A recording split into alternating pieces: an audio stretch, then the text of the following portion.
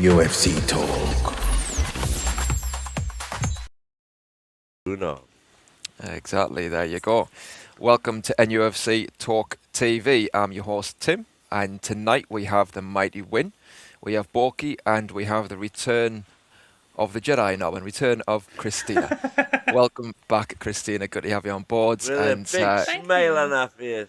yeah, it's very apt that you're back for this one, Tina. We'll get into that.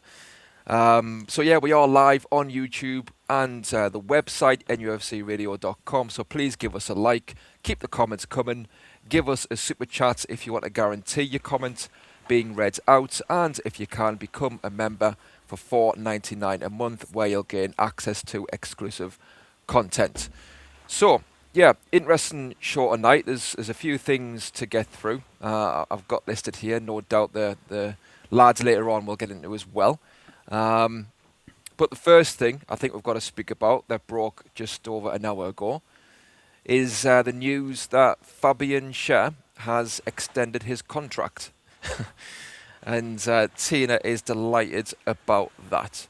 So yeah, it's a 1 year deal, and the club have put out a nice little video there with Fabian Schar speaking over it, speaking about his memories at the club and how happy he is to give it one last year. I think he says in his words. Somewhat on the fence, you know. Some think, well, do you want to be ruthless maybe and have a clean break? But obviously we have a squad to see to, and we need to improve many positions. So at the same time, many would say that it's prudent to get this done. So I'll come to you first, Tina. So yeah, it's pointless asking if you're happy. So just tell us, how happy are you? It's hard to overstate my happiness, to be fair. I think it's a fantastic bit of business that the club's done. Probably the best bit of business we've done since Amanda Staveley left the club. And I'm not just saying that. A lot of people in chat are going to pick up, because Tina fancies him and all this stuff. But let's be honest, he's still statistically our best defender and still one of our most creative forces in the team. And yes, I'm buzzing a lot for this news. Thank you very much for noticing. But yeah, I mean, it makes sense. I mean, he's been a fantastic player for the club. He's still got some good legs in him. And I know he picks up a few injuries now. But I mean, the injuries that he was waylaid with were like really bad injuries. Like, it's not like he's became a bit of a glass cannon or anything. And I mean, how much have we missed those passes that he can do? I worded that very carefully. Good stuff. And yeah, it's hard to disagree with what you're saying there. Borky, how do you feel about this? It was a no-brainer if it was going to be a year contract, wasn't it? Especially about the rebuild that we've got to do. So, my big worry was that it was stated that he wanted like a 2 or 3 year contract. A year, I think it's absolutely fine. Only thing is I think you said in the green room, Tim, we need to get a youngster in as well. So we need a young player that's potentially going to come through. So it doesn't make the rebuild 100% easier, but it makes the centre-back issue a bit less of a problem, because we're still potentially, well, I'm sure we're going to move on to these, but potentially we might need 4 full-backs by the look of it. So Yeah, I agree. And with Fabian Schar, this is purely sentimental, but it would have been good, wouldn't it, for him to end his career like that in a way.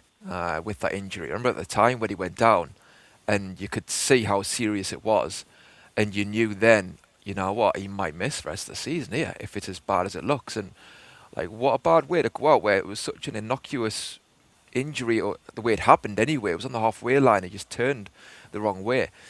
It's not like he put his body in the line, which he has done many times, and saved the goal. So in that sense, it's great that he'll walk out of St James's in the black and white, and play for us again, and hopefully have a quality season for us, and then go out on a high. But what do you think, Win, about it? Well, I couldn't believe what I was reading. But all of the reports coming out were that that he wasn't going to sign because he wanted a 2 or 3 year deal, and now it transpires that we've signed him on a 1 year deal on lower wages. And as you say, it would have been, for Fabian Schar's career to have ended with an injury and with the season we've just had, that would have been totally unfair. Fabian Schär has been one of the best pound for pound players we have ever seen. You know, I'm not even going to say. I'm not even going to spoil it by saying it, because bear in mind he couldn't get a game. It was Rafa that signed him. What a great deal that turned out to be, £3 million. But he did, he wasn't like a regular in Rafa's side. He couldn't get a game for Steve Bruce. And then when Eddie came, there you are, I've said it. When Eddie came, it just seemed to turn into, Beckenbauer number 2. So yeah, it would have been really sad for him to leave the club injured and on the season that we've just had. Wouldn't have been fair enough, I don't think, anyway. And I think it's a great deal for everybody. Will he come? Will he come back as the player he was? Yeah, that's it. The one thing you can never say about Fab is that he's made of glass, which we've had a few players who have been made of glass. The number of times he's had head injuries, and they more or less had to force him out the team. So yeah, I'm delighted. But as you say, we need new blood as well. Yeah, I think part of it is as well, though, that he shouldn't be starting next season in regards to being a first teamer. I think now he's a squad player. I think that hopefully that's been made clear to him, because you don't want to start next season with Dan Burn and Schar as the two centre backs. Obviously, the future at the minute is Chow and Botman, and those lads are now squad players, if you like. Whereas at the start of this season, you would have had them two as probably your first choices. Super chat there. Yeah, it was a welcome back, beautiful George's Tina. Bear hug. Big hugs. But thank you very much, Wazza. It's good to be back. And thank you very much for the super chat. Cheers, Wazza. Yeah, I mean, like you say there, Borky, about first choice. I agree that on paper, Botman and Chiao, I think, should be the first choice to go into the season with and see how they get on. I mean, it depends how the season goes, and it's funny how things work out, because a player might come in like Fabian Schär, and you think he is only going to be a squad player, but if he really turns it on, don't you get excited there, Tina? Then maybe he'll cement his place back into the team again and see how he's kind of career's first choice again. Who knows? But I think the point really is that you want him to be signing on knowing that he can come in and do a job and actually play at that high level, because we've discussed this on the show before, where we've had players who have had their stay extended, and you question, they bring the qualities behind the scenes, absolutely, and that leadership, but can they still contribute on the pitch? I would argue Lascelles, not last year, but when we got into the Champions League and we finished 7th that year, I think he was still with us, rightly so, because even in that particular year, he played against PSG, he played in other games, and he was quality. He still did a really good job when he went on the pitch, and obviously brought his leadership off the pitch as well. So I think that is the right thing to do, as long as they can contribute. When you think to maybe to Matt Ritchie, I think he probably was here 1 year too long, where, yes, great leadership, but could he still do it if selected? I don't think he could at that point. Dummett as well, wasn't it? Yeah, Dummett as well. So came on against Everton, didn't he, in that season? And he didn't play loads, so who knows what the crack was. Maybe he still could have done a job, but the rare occasions he played in that season, he wasn't great, was he?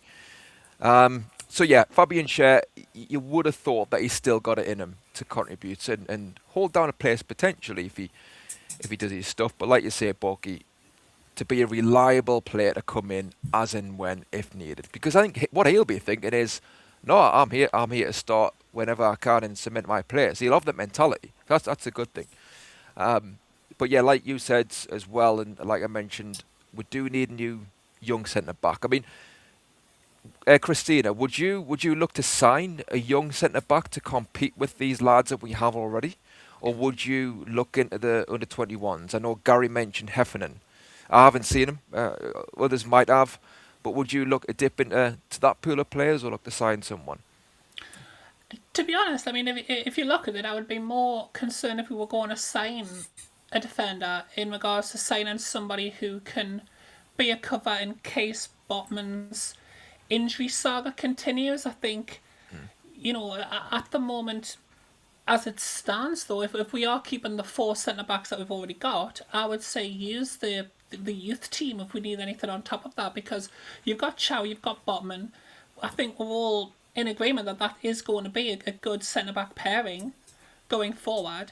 And then you've got Byrne and Schar as cover for that. So you don't want to overly complicate things or waste potential spending money on players that we don't necessarily need. And I don't think centre-back, now that we've signed Schar on a longer contract and Dan Byrne's not going to be going anywhere, I don't think centre-back is that desperate right now. I would definitely say that this would be the year where when we get the chance, give some of the players in the youth team or in the reserves a bit of a chance, so that as we get to the end of this season, as we do start looking at Schar winding down and maybe Dan Byrne leaving, that we know at that point, do we need to bring in a centre-back, or is Alex Murphy going to step up and be an absolute world beater? There's questions there that we could answer this season. Just Well, quickly, on that point, Prosaic, yes, sorry, go on. back in again, membership donated, Cheers, Matt. and that has gone to Geordie's 1892. Welcome, Geordie's 1892. Please keep your membership going. Thank you, Prosaic. As the Thank you, saint says, Prosaic. you're a legend. Thanks, They mate. are Appreciate indeed. it. So yeah, It you're sure is, speaking. wasn't Of course, always. He needs to get on here as well, doesn't he? Speaking of Alex Murphy, Christina, the Athletic are reporting that he's likely to be loaned out. So, Borky, what do you make of that? Would you have relied on him as somebody who could have came in, for injuries, etc.?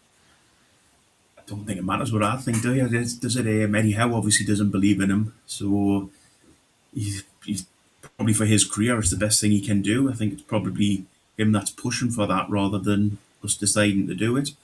I think, if he was going to get his chance, he would have got it this season. There was times when we desperately needed defenders, and we had bloody people playing out of position all over the place, and the lad didn't get a chance in the team. I think it's probably a little bit like that with Schar and Schar and other people as well. Eve, I think these players are going to have to get out to develop if they want to have careers, because it's obvious that as a club at the minute we're not looking to use the youth with the structure that we have and the way we play. We do tend to rely on tried and tested players. If it means moving players around, they'd rather do that than put somebody different into the team, put somebody new into the team. So, for example, a big example would be sort of Hall ending up at right back, Byrne at left back. If you're going into games like that instead of playing a youngster in the team, then I think a lot of youngsters will move on because they want to have a career, I suppose. Go on, Win. Do you like my chicken impression? Walk, walk, walk, walk. I don't know. I haven't seen your chicken impression, was I? So I couldn't comment. Where's that been? Does anybody know? I think you just did it, to be Well, fair. yeah, it'll be I hard to think beat that was yours just anyway. I think that was the setup. I'm just quite impressed that he didn't put an E instead of the second no. Walk, walk, walk, walk. Well, both. Walk, See, I couldn't have done that bit because I pronounce book really badly, so when I say book, it doesn't sound like a chicken. Well, Oh, just that's because a it said Macam. chicken, That's a but I went Macam way for of the- saying it. I knew you were going to say that it was a mac, and that's why I can't believe that I said it to say that I wasn't going to say it, but yeah, I'd be absolutely ripped to pieces by the channel. with How was my that crept Macam in there, words. Christina? What? How was that crept in there? Some lad I kissed once in town must have had Macam in him. Aye. Caught him off him, I suppose. Yeah, so let's have a look. So, yeah, Alex Murphy. Yeah, Yeah, you've put an image in my head there, Christina. I'm sorry. Win, do you think that we'll utilise the youth, especially in this position where you have got, Byrne and Schar who are getting on? Botman is injury prone. Xiao's been magnificent in that way, always available. Will we do I that? think by virtue of what Bogey's just said there, the fact that there have been innumerable opportunities this season for to give Murphy a chance at centre back, and Eddie's chosen not to. I think he's right. I don't think Eddie doesn't rate him. If Eddie did rate him, surely he would have had with the defensive injuries we've had this season. If Eddie rated Murphy at all, he would have had more opportunities this season, and he hasn't. So the bottom line is, he doesn't think he's good enough. So loan, best deal for everybody. Yeah, I think I don't doubt that Eddie Howe probably doesn't rate Murphy like you both said. He didn't get the game time what he easily could have last season with injuries. I think my question is, what is Eddie Howe's barometer for rating these young players? As in, some young players simply do need game time so that they can show what they've got, and they might show more in a game at the highest level. And you're only going to find out until you play him. Again, it's easy for me to sit here and say that because it's not my job on the line. It's Eddie Howe's. But I wonder about his barometer for whether and when he plays these sort of players. I know, like I say, Gary mentioned Heffernan. I haven't seen him, but he's really highly rated. So I would like to see some of these players, if they have the talent, to show that and perhaps then adapt to the first team level so that we have got that buffer. And like you say, Christina, going into the following season, then whether you can rely on these players to progress with the likes of Byrne and obviously Schar coming to the ends, or whether you need to have more wholesale changes. So that's something I want to see coming into the following season. Can I just say that it isn't? I mean, this is not going to be easy for me to say, but it isn't only Eddie Howe who doesn't rate Murphy, but when Heimer Hallgrimsson, who's the current manager of Fair play to you. I Absolute fair play. What was that? What was that name, Win? It sounded fun, I know that. Heimer Hallgrimsson, he's the Irish manager, and he has put Heffernan into the main squad and hasn't put Murphy into the main squad.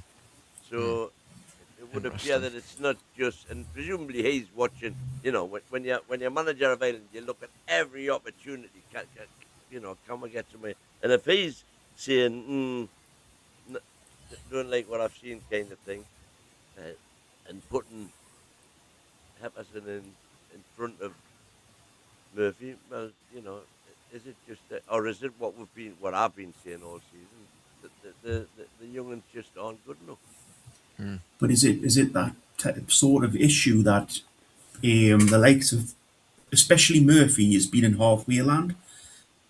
He's been regularly picked for the first team squad, so he hasn't been playing for the under-21s, but he's not been getting games in the first team either. So, has he got into a situation where he's sort of in a halfway sort of house of, he can't prove himself either way because he's not getting game time? Yeah. No, I think that's right. Like, he's stuck, isn't he? He wants to show himself. He wants to prove Eddie Howe wrong, but he can't. But then Eddie Howe would say, but I can't let you prove me right or wrong because I need to win games, and I don't think you are good enough. So it's a difficult one. But it's interesting what you said there, Win, about Heffernan being selected for Ireland. I didn't know that.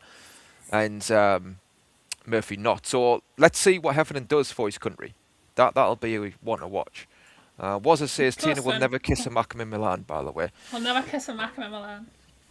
Yeah. There's a Mackem full stop, I hope. I would never kiss a Mackin unless I... She'll kiss him in Durham, South Shields, Washington, Well, but never in definitely, Milan. yeah. Definitely Lees's Park as well. Oh yeah. Wales Got Askham win for a Eddie. Wales Askham win for a tab. I don't smoke tabs. That's going down a wrong route, right? Crack on. Football. Yeah, before Paulie says something that Get a really job. Football.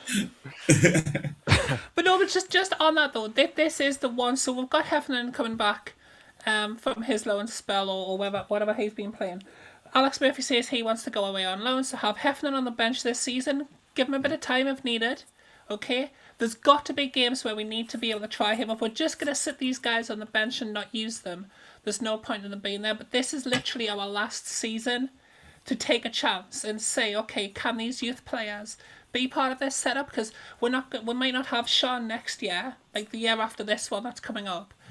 There's, Dan Byrne might not be able to pull his weight any longer at that point. So at this point next season, we are going to need to, be looking at what we need as a centre back. And Eddie's apparently been on record as saying that he doesn't like to bring in too many players at once. So okay, this is your season. We've got centre backs. Use your youth lineup at the centre backs. Replace the players you need on the rest of the park, and then know by this time next year what we need to do centre back wise. Know whether these players are good enough to wear the Newcastle United strip in the Premier League. I just need to get someone here before we all start looking stupid on the back of my remark, because Connor's just saying Heffernan Doesn't play for us anymore. just left permanently to go to Harrogate. Well, that was 10 minutes of life we're not getting back. Hang on, who's it I'm thinking of? Who's just gone into the Island squad? I thought it was Heffernan. It's got E's and N's in here, and I'm pretty certain. I made That narrows it down. There's quite a few saying in the chat that you're wrong, Win. Yeah, no wrong. No new there then. Was there not another centre back that we had on loan? Like, he's been on loan in Scotland for the last 2 years at least, I think, but I can't remember his name. Is it him? Finneran. Finneran? That's the one, Right. man. Finneran. That's I the one. think it was he signed from be a Blackburn more- Rovers. Yes. Aye.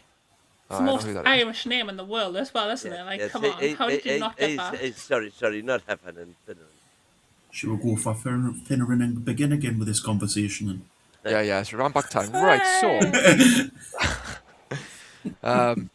yeah. To be fair though, that is going to be one to watch as well. So I am going back in time here, but yeah, let's see what he does for Ireland.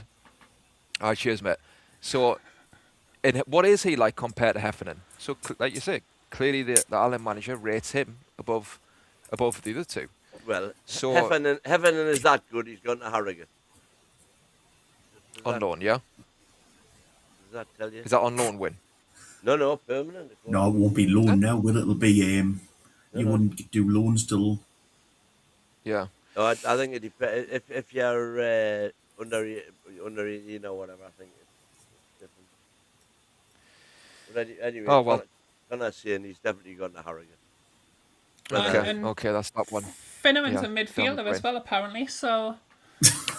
this Yeah, he was a hold midfielder, isn't he? So maybe we So can... yeah, apparently we do need to buy centre-backs. Listen, all I'm saying Other YouTube channels are available, guys, if you want facts. all I'm saying is, if you can't get a game, the way they are, I mean, back in the day, Ireland had a canny squad when Jack was picking anybody whose mother had smelled Guinness on an apron. The Irish squad now is not the best, let's be honest. So if you can't get a game for them, you're hardly going to light up the Premiership. Is all I'm saying. So you're saying you're not a big fan of Alex Murphy? As Borky would say, I don't really know because I haven't seen enough of him. But what I have seen of him, there's been a couple of occasions when, to me, he looks as though he's done okay. Yeah.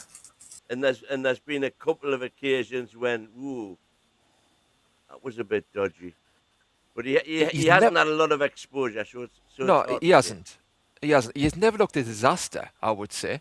You see players come on, you think, oh well, he's got a lot to do to develop. But I've never really thought that about Murphy. No, he hasn't looked like a superstar, and clearly he's a player who does need to prove himself. But I thought he's looked competent when he's made an appearance for us. So I am surprised he hasn't had more minutes. I don't really see him making many mistakes since when I've seen him come on. To be honest, I don't think he's dropped any clangers. I mean, as you say, we've already seen the poor worker play, but he never came on and looked completely out of place. Did he? What was the game? Did he come on against Barcelona? Yeah. In the last in the last 10 minutes. Yeah, he came on as left back. That was against Barca, was it? I think so, yeah. I know. I can certainly remember one occasion when I went, ooh. 'Cause I was hopeful for him. I was looking for. If you remember the pre-season tournament in America, the previous pre-season, he played then against Chelsea. Chelsea or Brighton, one of the two. And I looked at him. This is when he was what, like 18 months younger then, so he was just a bairn, really. And I thought, oh, he looks okay, him. And I was expecting big things from him, and it didn't happen. So, and I'm not putting that down to just the fact that Eddie Howe didn't pick Ben. No. I think from the show so far, though, you could be talking about Eddie Murphy.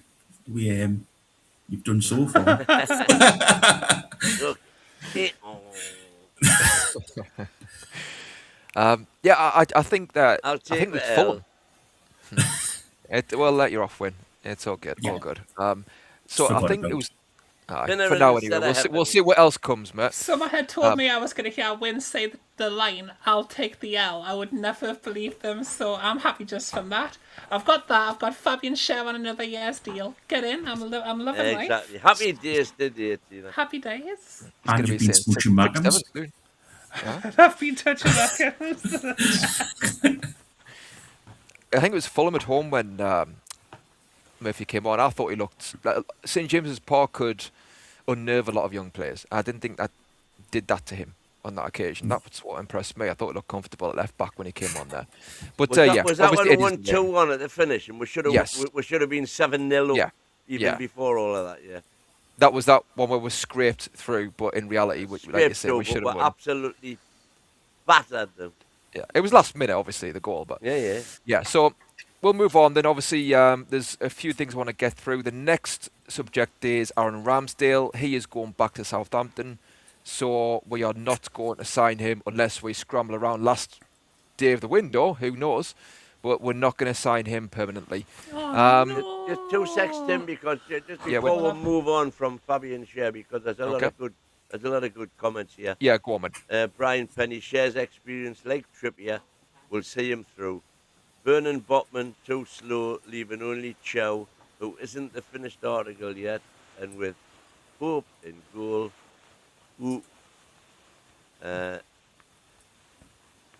Right. Eddie Howe. Oh, this is Travoy.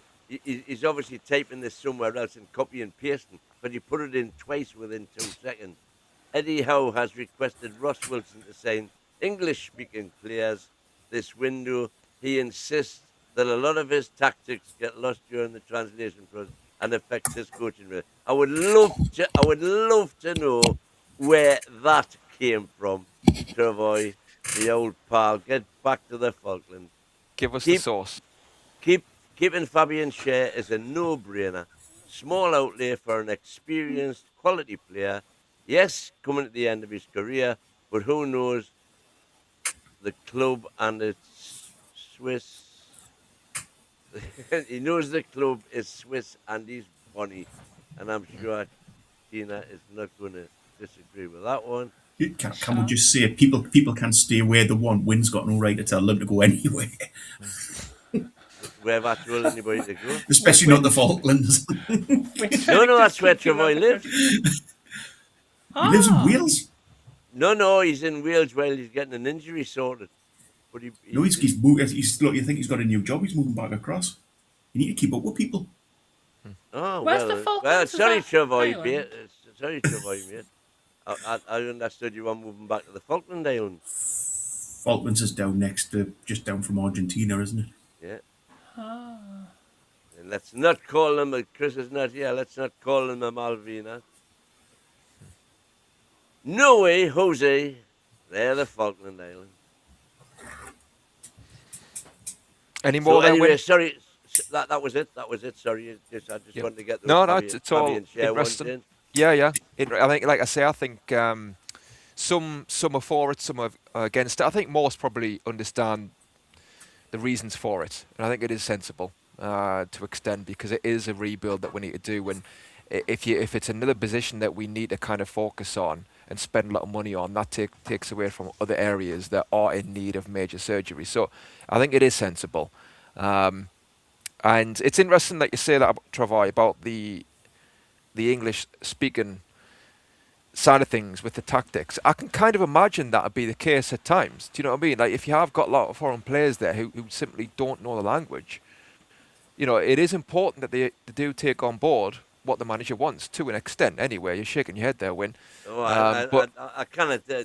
Listen, if a coach in this day and age, if a coach cannot get his ideas over in and it has to be. Let's be honest. It's got to be multiple languages. Never mind just one or two. You've got and any Premier League squad these days is going to have.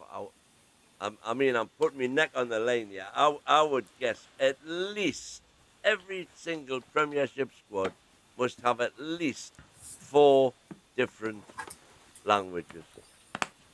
I'm putting my head on the line here, but with Bruno, I think Bruno and Tonali, but have there been any other Eddie Howe signings that haven't spoke English? They spoke a little bit, but it was broken. Well, listen, But everybody speaks English because it's a language. Well, of no, Hollywood they don't. pop But I'm music. saying, has every one of his other signings spoke English? I wouldn't have thought So it might be something that he does want. There's no But one wrong of with that Eddie's- if it helps him. One of Eddie's best performers, I know that he wasn't bought under Eddie, but the best purple patch that Eddie Howe's probably had was by Miguel Mickey. Almiron, and didn't he refuse to learn English? I suppose You have, teammates can 12 get years and think, involved. I'll not need it, I'll be fine. Yeah. I think teammates can get involved, can't they? I suppose as that, teammates can translate. So, yeah. You got a super chat there. Yeah, from ads. Cheers, ads. Bogey's dad. Bogey, Eddie's excuse, World Cup. No new signing. So he reckons they're not gonna To get any new be signing. fair, I hope Eddie doesn't have much of a say on sort of timing of signings this season. It's down to Absolutely board. right. And listen, It should be down to Wilson. Yep. dead right. And all of the signs so far, the window hadn't even opened yet, but all of the signs so far is that we appear to have our ducks in a row this time. Oh, don't say duck. One of my friends from work just came in a chat, and the joke at work is that I'm a duck. So you've timed that duck comment really badly. But hello, Graham. Is that because you're quackers? It's because I'm quackers. There's a whole list of reasons why I get called a duck, to be fair. What are the other reasons? I'm not going to go into that. We've got a super chat there. Let's have a look. Oh, Was what that is- cheers, mate? It's no wonder he doesn't play Sun Yin Park then. Is that his proper name? Is that Sun Tzu? It's Sun Tzu. Sun Tzu, I think, Park, yeah. So, cheers, was it? Appreciate it. Who knows why he can speak that Park. He's one to watch next season. Yeah, I'll go back to Ramsdale. So he is leaving. He's not coming back anyway. He's on loan. Borky, are you happy with that, or would you have taken him? You've said before about before he kind of had a lot of his games and he did look erratic, I would say at times. He did a good games as well, but you were saying maybe if you sign him for 15 million as a second choice keeper, there's worse you can get for value for money. But would you have done that now, or are you happy he's not staying permanently? I don't really have strong feelings on it, to be honest. My thoughts were, and I think there was a few people thought this was, we're going to have such a big rebuild to do. Would it be easier just to sign him for 16 million, and then it's one position covered off? And I think that was probably more towards the middle of the season when him and Pope weren't as crap as they both were towards the end of the season. Aye. I think to be fair, you can't really justify paying that lad 120 grand a week for the performances that he put in. He just looks so small in the goal. He's not a presence. That was the big issue for me. He doesn't look like a presence in the goal. I mean, at least Pope looks like he might save things, and sometimes he doesn't, but at least he looks like he might. I mean, distribution, he's miles better, but to be fair, if we're going to just talk about distribution, you could put Toon Army in goal, and his distribution would be better than Pope's, so I think I think sometimes, do you know what I think now when I look back on it, I think we just need a goalkeeper that can save shots, that can jump to his left and his right and can save goals. But in regards to playing out, you can play out from the back now. So the distribution thing, I think, is maybe a little bit of a red herring. I think what you need is somebody who stops balls going in the back of the net. Yeah, I would take them two are good enough. I totally agree. Now, I would take a keeper who's competent at playing out and brilliant at making a save. Do you know what I mean? If you can have a trade-off. And the first job is to stop the shot. That's the number one. Well, that's what Pope was, wasn't he, when he first came here, and when he's been up till this season. He's been a brilliant shot stopper. He's never been great at distributing the ball, let's be honest. You've seen how crap he is, and you can also say that he's erratic at times. But at least he was a good shot stopper. I think that's where his game's gone wrong this season. I think that's why we definitely need a new number one. I think we need somebody who can take up the mantle of doing, as you say, the main job of a goalkeeper should be stop the ball going in the bloody back of the net. Just one thing on Ramsey. Ramsdale, just quickly, winners. One of the goals that we conceded, he was actually behind the line when you look. So even if it went to him, it still would have been a goal. It was like Pickford against Everton that time, those years ago. But yeah, what are you going to say, Win? Well, it would appear I owe Savoy an apology. If this, it's on X, so we don't really know, even though it is attributed to Luke Edwards at the Telegraph. Major transfer Eddie Howe has requested Ross Wilson to sign English-speaking players this window. He insists that a lot of his tactics get lost during the translation process, and it affects his coaching abilities. I tell you what it is. It might be better this season if they don't understand him and they do what they want rather than do what he says. Because some of his tactics have been terrible at substitutions and things, hasn't it? Maybe so they don't understand him might be a good thing. That just blows my mind, that statement there. And Luke Edwards, he's got his detractors, but he does tend to know what he's talking about. You don't get to be where he is. You could just hire me as a translator.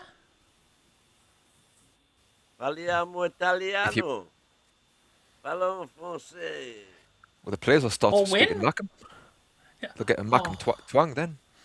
I'm Tim out now, me like. Tina, what do you think about that?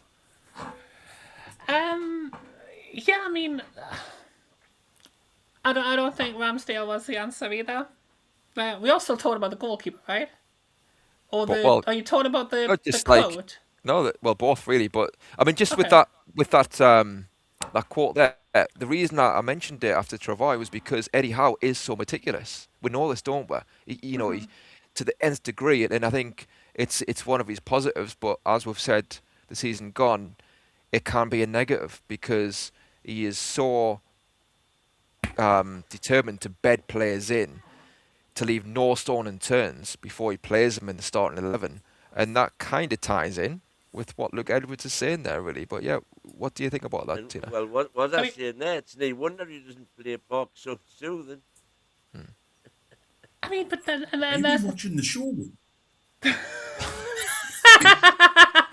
Have we missed that? We did that one? All right, okay, I missed that. A little while ago.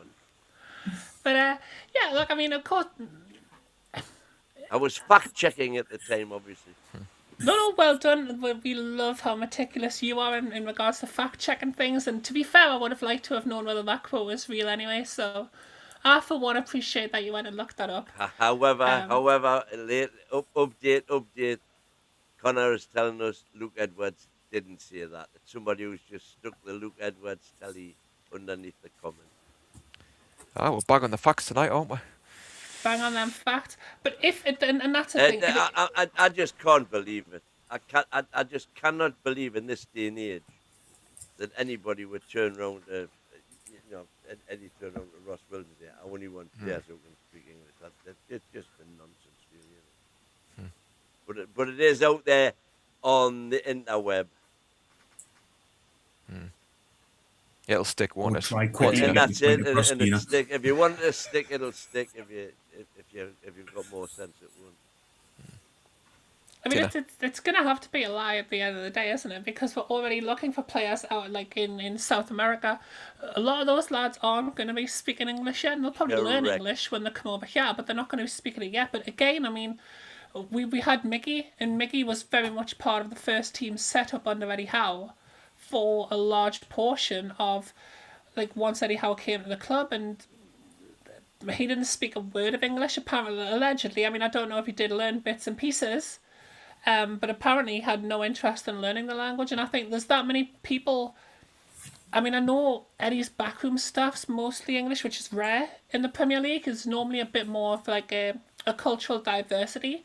But he's got players that we could bring in South American players. I'm sure Bruno and Joe Linton can help out there. We've got people who speak French, people who speak Dutch. Like, surely you can just get a player and you can find somebody to make sure that point gets put across to them. Monkey's beautiful saying, don't believe everything you read on the internet. That's a direct quote from Abraham Lincoln. Yeah, I've seen that one. Lincoln was always on Twitter. Thank you for your super chat. Thank you for the super chat. By the way, because, from personal knowledge, shall we say, the commonly held belief that Miggy couldn't speak English is, by all accounts, nonsense. Because I know people who stood outside the school with him, and he spoke English perfectly well. And when you think about it, accidentally talking to a kid who looked like him. We signed him from America, so he was in America before he even came here. Albeit in America they do speak a lot more Spanish, between themselves than we do. Let's face it, what's the universal language of football? Learn a few swear words and you've got it then, haven't you? But people are... Forwards, backwards, sideways, pass, kick. Yeah. And then, as I say, stick a couple of swear words in and you've got it, haven't you, basically? The vocabulary in football is not like, you're not doing rocket science. I think Pep would disagree with you. Why would that be? Pep Guardiola? Yeah. Because it's bloody science to him, the way he does it. Oh, right. Sorry.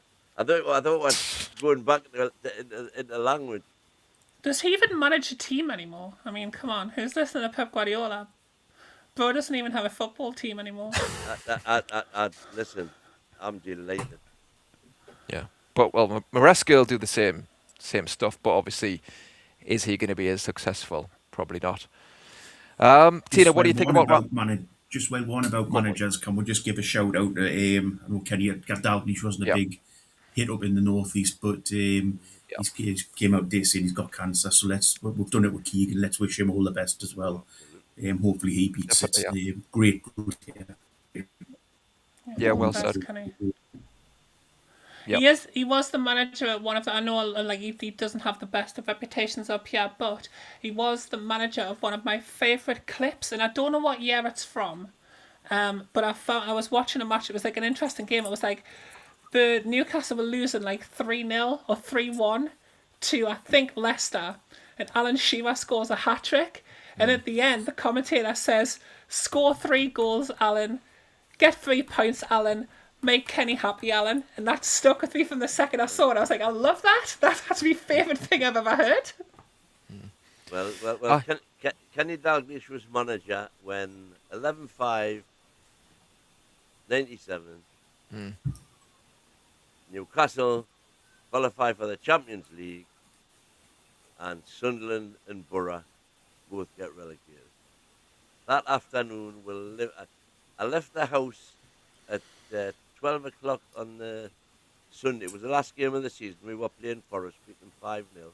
I left the house 12 o'clock on the Sunday afternoon, and I didn't get back till 12 o'clock on the Wednesday afternoon. Nice.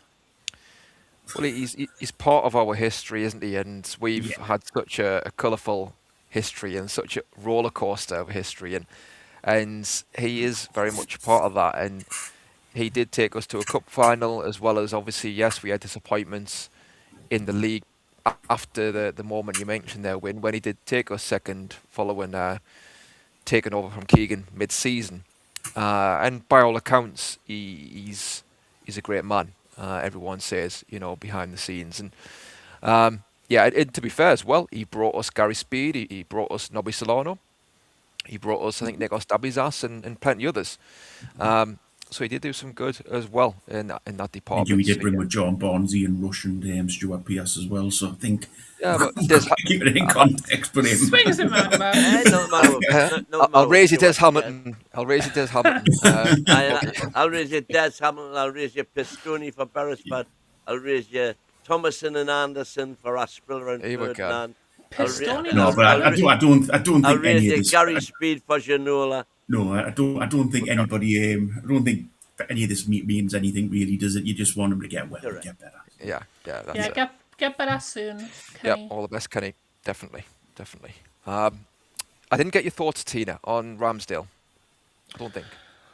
I mean, I'm not exactly devastated to see him go. It could have been a cheap option, but his wages were kind of astronomical, and there were two young goalkeepers who we're looking at. The French one from, I believe, Rennes, and obviously Visler as well, who I just love saying his name because he sounds like the kids who are like, oh, buy us a pack of Vislers, and I find that funny.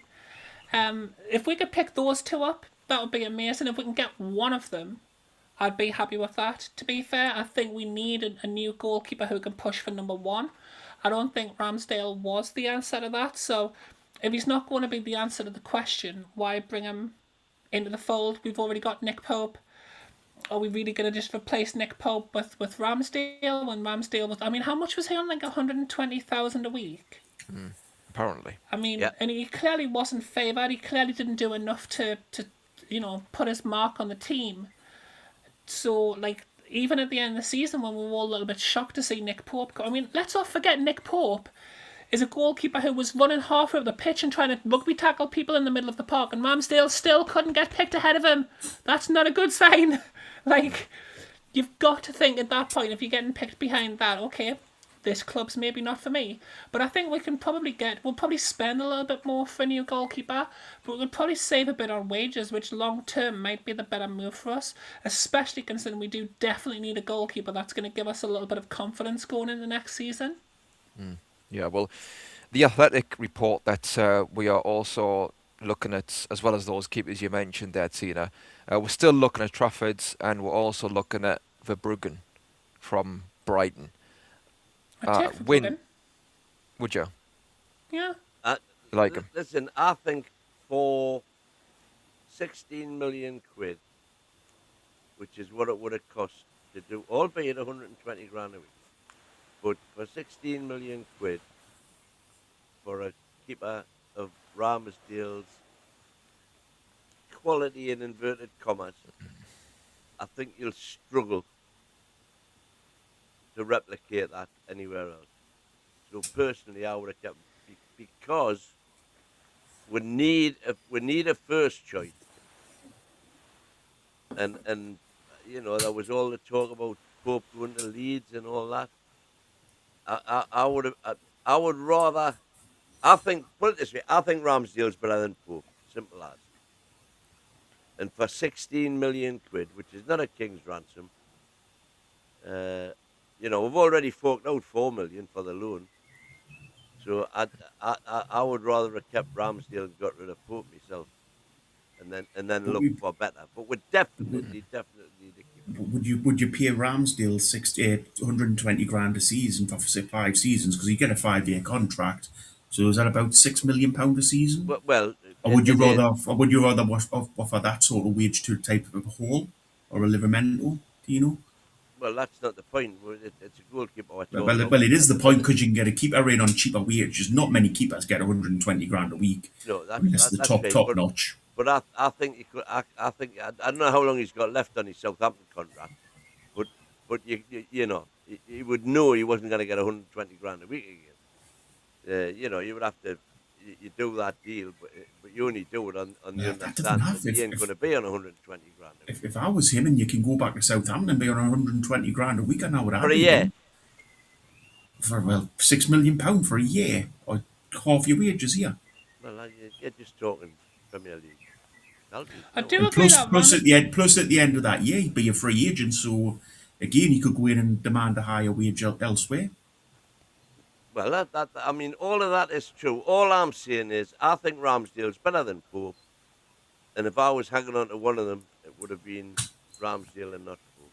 I think that the chat are making a good point there on keepers. The one good thing is that Gillespie seemingly signed a new contract, so at least we're keeping that lad for another year. That's Very fantastic. I thought he'd gone. Did I not read somewhere? That Well, he's not on the released list. You know, he is part of the squad still. Whether he will go later, who knows? But yeah, like I do wonder about that. And would you not have a youngster, you know, to have that role, with a view to them fighting for progression, you know, and showing the manager and training, look, I'm doing the business. I'm helping out with the other lads who are obviously training with me, but I'm doing this with a view to actually getting in the team. Whereas with Gillespie, is that really the case? Doesn't seem like it. Do you know what I mean? So I think it is a weird one from that perspective. Yeah, I think just to go back to what you're saying there, Wayne, about Ramsdale, I get the logic, I do, because it solves that backup keeper, if you like, where it's a fine balance. You want to get a really good keeper or a good keeper as a second choice, but how many are going to be really at that level, at high level, while willing to be a second choice? So it's a difficult one. It's like the striker situation, you know, where you get a supposed backup striker. But to be honest, though, I still wouldn't have kept Ramsdale. I just think he is too inconsistent when he plays. He purpose this season, didn't he? He did, but like you say, Borky, he doesn't make himself big enough. Like I say, there was a goal, at least one goal, where he was literally behind the line. He's a grasshopper. He's not commanding. He's not stable. He gives you the jitters, not with the ball at his feet, obviously, but yeah, when the ball's being crossed in, he's not convincing for me. So I personally think we should be able to find somebody abroad who is young, who can cost less than Ramsdale. Yes, it's not easy, but that's why these scouts get paid the money. Do you know what I mean? To find these players who can come in and compete and go on to be a good player. Grasshopper. I do think that Ramsdale was better than Pope this season. I will put that out there. I agree with Wayne. I think Ramsdale was better than Pope. I just don't think Ramsdale is the answer. So if we are looking at signing one goalkeeper or two goalkeepers, maybe in this summer, there's no point also signing Ramsdale. I am hoping, though, that we are planning on signing at least one goalkeeper, but hopefully two, I would hope. Because Pope's just not... We'll have to sign one, don't we? We'll have to sign at least one goalkeeper. I don't think there's any chance of signing two. Maybe he's a young one. Although I don't know, because that's... who was it? We were saying 6 last year. I mean, come on. 7 we had last year. There we go. We'll forget we've still got the other goalkeeper. We'll forget about him completely whenever we discuss it. Vlachodimos. We've still got him as well. Yeah. We'll forget about him completely. Just goes out your mind, doesn't he? Well, is that not the number 2 situation solved potentially? Oh, don't put ideas in their head, Tim. Just unless we're getting rid of Pope and bringing in a completely different number 1. No, that is not the number 2 solved. Because that would mean Nick Pope is the number one, and I'm No, not really. don't. I do not mean that, Justice. Okay, Yeah. okay. In that case, yeah, we can bring in either one of those for either the French goalkeeper or the or Isla. Ewan Juan. One of those. Go on. Yeah, I can't. I'm just gonna Go on. embarrass myself with my dodgy accent if I say it. I'm still getting picked on for how I say minty, so I'm not putting myself in that position. Yeah, But I think twice about that now. These days, Minty. I know you do. I've absolutely ruined. Ruined his eye. There's his What name messed there. me David head. Spencer just put his name in chat. I recognise his name. I just can't pronounce it. Ewan Oh, Juan. Few comments here. So we need a new number one, not Calamity Pope, who was a heart attack waiting to happen. And yeah, like 100%. we need 2 new keepers. Like, I'm sorry, but you can't get around that. We cannot go into the season with Pope in that squad, in my opinion. And he's been brilliant for us for the first few years, but the drop off has been so bad that if he gets on the pitch, it's a ripple effect, and he needs to go somewhere where it's a fresh start for him, and he can kickstart his career. Because I just think, like that the comment says there, he is a bit of a calamity, unfortunately, right now. So we have to be ruthless. Come on, we can't be, doing the same old. I think you can keep Pope as a number 2, especially as Do you when we've reckon? got European football next season. I think you can keep him as a backup goalkeeper. He's not going to play many games if you get to a young like a Trafford or somebody in like that. So I don't. It's a tough one because again, how many players we're going to try to sign this with this transfer window? It's going to be. Plenty, hopefully. I was going to say it's going to get ridiculous, isn't it? Well, it's needs must, and how many did Sunderland sign? How many did Nottingham Forest sign a few years ago? It's needs must. They did it, and And they both did brilliantly. had great seasons, huh? Yeah. So they haven't got an excuse for me in that it's too many players to sign. No, you can't do it. And yes, you have to do it with some youngsters, some younger players from abroad, etc. And maybe expectations have to be tempered for that reason. I think that's something to consider if we do sign a boatload of players. I think, and some of them are youngsters. The fans then need to go into the season accepting that there could be some mistakes along the way, but we have to have that rebuild. And if we shy away from that, I think it'll bite us on the arse. I think next season's a massive chance for Newcastle. I think we've got a massive chance of being, if not top of the league, very far up it. You look at how many the teams at the top of the league now have had new managers. Out the top 6, 5 of them have got pretty new managers. You've got Arsenal who won the league, so will probably have that second season dip, which most teams do who win it after years. I think next season could be a surprise team. As I say, maybe not quite win the league, but be right up there at the top and be part of it in the pecking order for it. Listen to optimistic Boogie. Hey, this is what you been drinking this afternoon. Obviously, this is all based on we're getting rid of Howe and getting a decent manager in. No. You're setting us up for fall, Bogey. I think next season could be a massive season for one club. I tell you who I think it might be, Evan. And I know people will think I'm absolutely nuts because they've got no money or anything, but I just think Moyes has got something about him that potentially he'll get them Champions League next year. They've got a thing going on. They've got a thing going on. Yeah. A few more comments here. Ramsdale is absolutely dreadful. No. The goalkeeper says Travay from Brighton is not great and would cost 60 million plus. Not for me. Travay also says that Nick Pope has been linked with Hull. Go on, Win. There was a time, was it not last season, but the season before, when I thought Brighton's keeper was excellent, and then I saw him a couple of things last season. Yeah, he didn't do any great stuff at St James's Park, did he? He was the one, wasn't he, who came out against us last season, where Murphy crossed it. That wasn't great. I mean, it's one instance, but he's highly rated apparently. I haven't seen enough of him to give a proper judgment. I thought it was important that everyone knows that David wants to be smeared with honey, so I'll leave that in your heads, everyone. There's an image you can't get rid of. Who's David?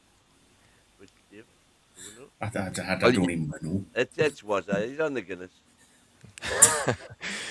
Monkey Sputum says Ramsdale his contract at Southampton runs until 2028. 2020, you know, well, he's got 2 seasons. Right.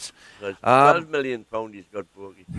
There was a good point made by Monkey Sputum a little bit further up there, which he said Everton aren't really going to have a chance of getting the Champions League next year, are they? Because once Manchester City get found guilty of these 150 charges, Everton will get docked 60 points, won't they? So that'll be them. Yeah. That'll be them knackered next season.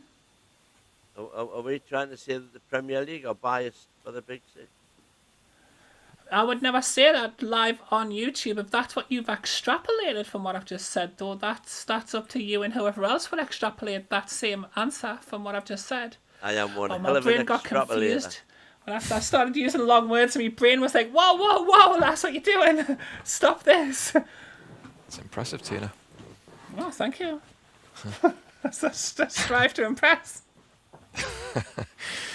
I'll move on from goalkeeper situation, and I'll touch upon this. I don't know how realistic this is, but Marcus Rashford was mentioned, and obviously Anthony Gordon has went.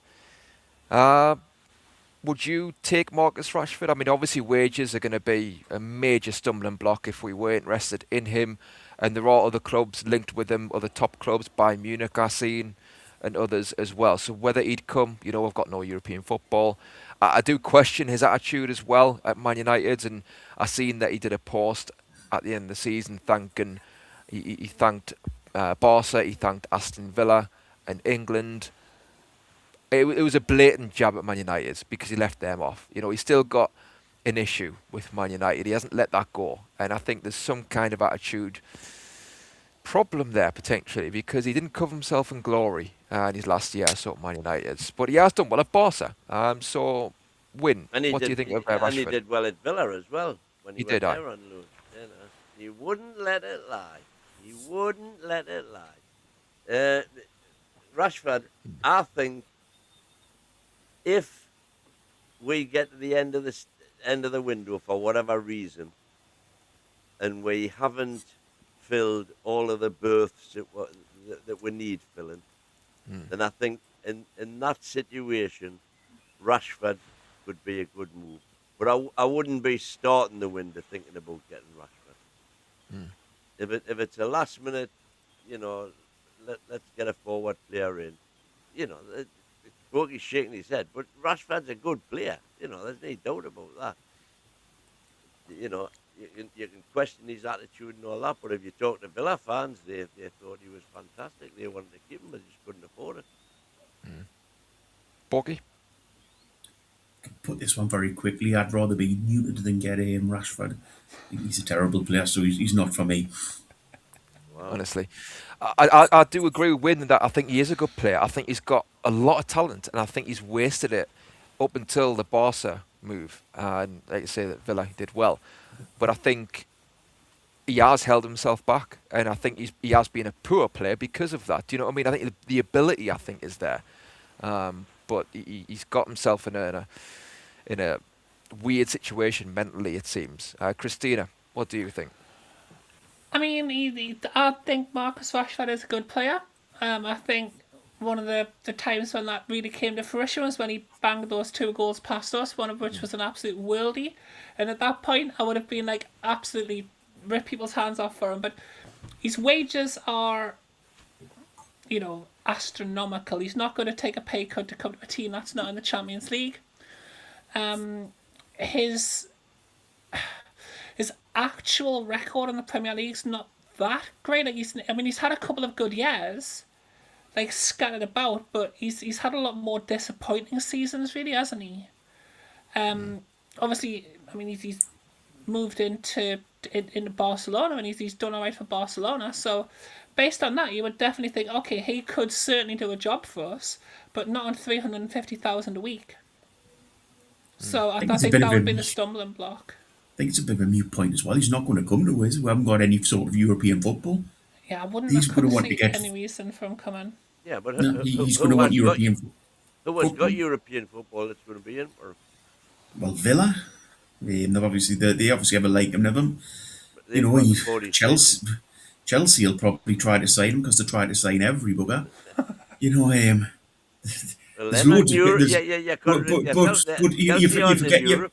you forget he's been abroad. He'll go somewhere else abroad probably, and you know he'll go and have an alright career. I just don't think he's a very good player. I've never ever seen anything in him. I think he's a very good player. Except for that world-class goal he scored past us. But everybody scores Not against just us. that. So He's had some. He's Fair had some. point, actually. No. Let's be fair. Rashford's had some excellent games for England. Excellent games. I think he's our Okay. best bet on the left if his head is right. But that's the question. That's you know. the point. If his attitude's right, which it has been, to be fair, since he left Man U.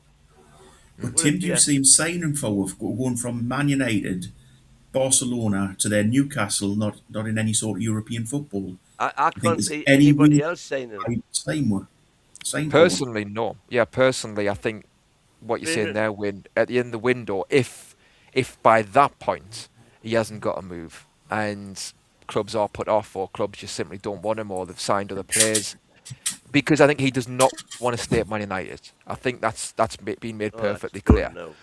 Yeah. So with that in mind, that's the only scenario I can see him kind of accepting a move to us. And if you're in nobody that else wants him, but situation, he's got the option. I can stay at Man U and sit on the bench or whatever, fight for me place, which he's not going to do. He's just going to sit there and pick his money up. Or if it gets towards the end and nobody is going in for him, then you can say, well, look, we'll take you. Because let's face it, for less than 30 million for a Rashford, that's one hell of a deal. But you would have to take a cut in wages, and then that's down to, you know. I think another club will come in anyway, you know, so that he'll prefer to go to above us. I would prefer Somerville over Rashford, in all honesty. Oh, that's a good point. Well, so I would definitely prefer. I think Somerville's a better player. I think he's more realistic target. I think Somerville's better than Rashford. Like, there's not a lot in it, but I do like. He's from what I've seen of Somerville, he's been more consistent than what I've seen from Rashford. Rashford on his day has got a worldly performance in him, as we saw against us, as we've seen for England, as we saw in one season for Manchester United. And to be fair, when he was at Aston Villa as well, like, the man has performances in him, but he's also potentially, you know, going to drop his head. I think we're just walking into another, like, a lot of the criticisms that were aimed at Gordon, potentially wrongfully so, for much of the season, you would definitely have that problem with Rashford. Like, I don't see Rashford tracking back. I don't see him, you know, if you're a couple of goals down, Rashford's not the man you want on the left, is it? Yeah, that's been his issue. But I think Somerville is definitely a good shout. I think Somerville would give you what Anthony Gordon gave us, you know, when he turned it on, in terms of that pace and that dribbling and that pressing as well. And he's only, was it 24, 25? So I do think he'd be a good signing. But as has been discussed on here before now, I think right wing is the focus for me anyway, over left wing. And we can look to left wing once we get other areas sorted out. Just very quickly on Anthony Gordon. So we did a YouTube post, numerous posts. One of them, go and smash it at Barca, Anthony. So at least we're going to have the Anthony Gordon smashes it at Barcelona trophy at the end of the season, it looks like, you know. And if Harvey Barnes gets his move to Villa, we'll have the Harvey Barnes smashes it at Aston Villa trophy, you know, and hopefully these other players, hopefully Tino, you know, wins the league at Man City or Arsenal, and that'll soften the blow if we finish bottom half, because obviously, you know, it's a new trophy that's being created. It's seemingly because I'm now sensing sarcasm, yeah. Oh yeah, Just a tad. Just a touch. Oh, you know, Yeah, I'm quite I mean- perceptive. You're very perceptive. Jesus Christ. No, like And you can't sneak anything past Tina. no, Can you it can't, sneak like, it can't past me? Sherlock. Aye, no. I just looked at that like, and do you not think? Look, this is cynical, and I am sentimental. I am, with football, I am that with a lot of things. And yeah, golden handshake, all the best and all that. He gave us one really good year, definitely. But and I know a lot of it is kind of a dig at Isaac, isn't it? This is how we want to end our time with a player. Take a note, Alex. But I just thought it was a bit small time. Do you know what I mean? Like, go and smash it at Barca. Oh, well, okay. What if we play Barca in 2 years' time? Do you want him to smash it then? You've just said the magical words though there, haven't you? 2 years' time. Now I believe we have a buyback clause in Gordon's sale. Right, so we've sent him away to play Champions League football with Barcelona for a season. Then we'll buy him back next season for our Champions League run, with him having gained experience playing for Barcelona. It's a genius move by Newcastle United. That's I don't think we've got a buyback clause. I think we've got a sell-on sell-on clause. Yeah. Oh, okay, ignore everything I said. No, but I mean, Anthony Gordon's done like a canny thing though, hasn't he? He's been like, once a Geordie, always a Geordie, which I think, to be fair, is a bit of a dig at Everton. True. But, it's nice to see him going out on good terms. He's been a good player for us, and we need to look at that. Like, realistically, he has been one of our better players in the past, since we signed him. He's been a player who continuously. You're not allowed put to effort say in. that, Tina. I just have. Because Well- Shearer doesn't agree. I can tell you, Shearer can come and say to my face that he I doesn't think- agree if he wants to. I think it's just a load of crap. Them sort of videos like that. Hello Geordies. Fucking, you. Hello, sorry. Geordies. Who says that? Hi, whatever he said, but you It was Geordies. It was. Hello, Geordies. you just think to yourself, you wanted to get away, get yourself away. We didn't want a bloody video off you. We want a video off when you strike or when you play. We didn't want You know what, video. Sweet Do effort. a little written bit or something for the club, saying like a tweet or X, whatever you call it now. Just saying thank you very much for my time at the club. I've enjoyed it, but doing a bloody promotion video for leaving is a joke. And the other thing I'm sick of as well is these little videos that keep going out with from the I don't know if it's from the club or who's doing them, but where the You're talking where about I our think it was- videos. yeah, our videos. Tino and Hall the other day sitting drinking Fanta and Iron Brew, and eating chocolate bars. They're going, oh, I've never tried this. Oh, I like this. Get bloody interested in your football. Oh, no, Stop I pissing love about those making YouTube videos. videos. Those are my favourite videos. Nah. Have you seen the one where Bruno and Dan Byrne cook? Hang on, I'll let Hall and Tino, play football. I don't try to step in and do their job. They shouldn't try to step in and be us YouTubers. Aye, fair play, I suppose. It's getting I don't- territorial up in here. I haven't seen those. I mean, I've seen some of them here and there, but I haven't Watch seen them, the ones they're that you class. mentioned. I'll give them a watch. And look, a bit of fun. I'm not against all that stuff with the videos that they do. It's fun. It's But- fun. I know you do, Borky. Hate winning, but no. But it's when it comes to actual serious stuff where you're losing a player. Like I thought he's rated. I thought Anthony Gordon's supposed to be a good player. If he's a really good player and we're devastated, we're losing. The club is losing a good player. It just seems a bit weird that you then do these videos, 4 of them I think it was, to you say it's kind of celebrated in one way. Him going and said, well, was he a good player or not? And again, I know this comes across as really like cynical and negative, but I'm not against a video. I don't mind that video if he says, look, Kaya, I'm sorry to be gone. You can take it as it is. You can believe it or not believe it, but he's just saying, look, I've enjoyed my time here. See you later. Fine. But all this like, go and smash it at Barca. Oh, bless him. No, I thought it was a tad small time, personally. I think what they should have done was released a video of Eddie standing there, because Eddie obviously loved like Gordon. Probably have Wynne standing next to him, because Wynne loved Gordon as well. With the two of them just with the showing him the V's, Gordon didn't let the door slap you on the arse on the way out, kidder.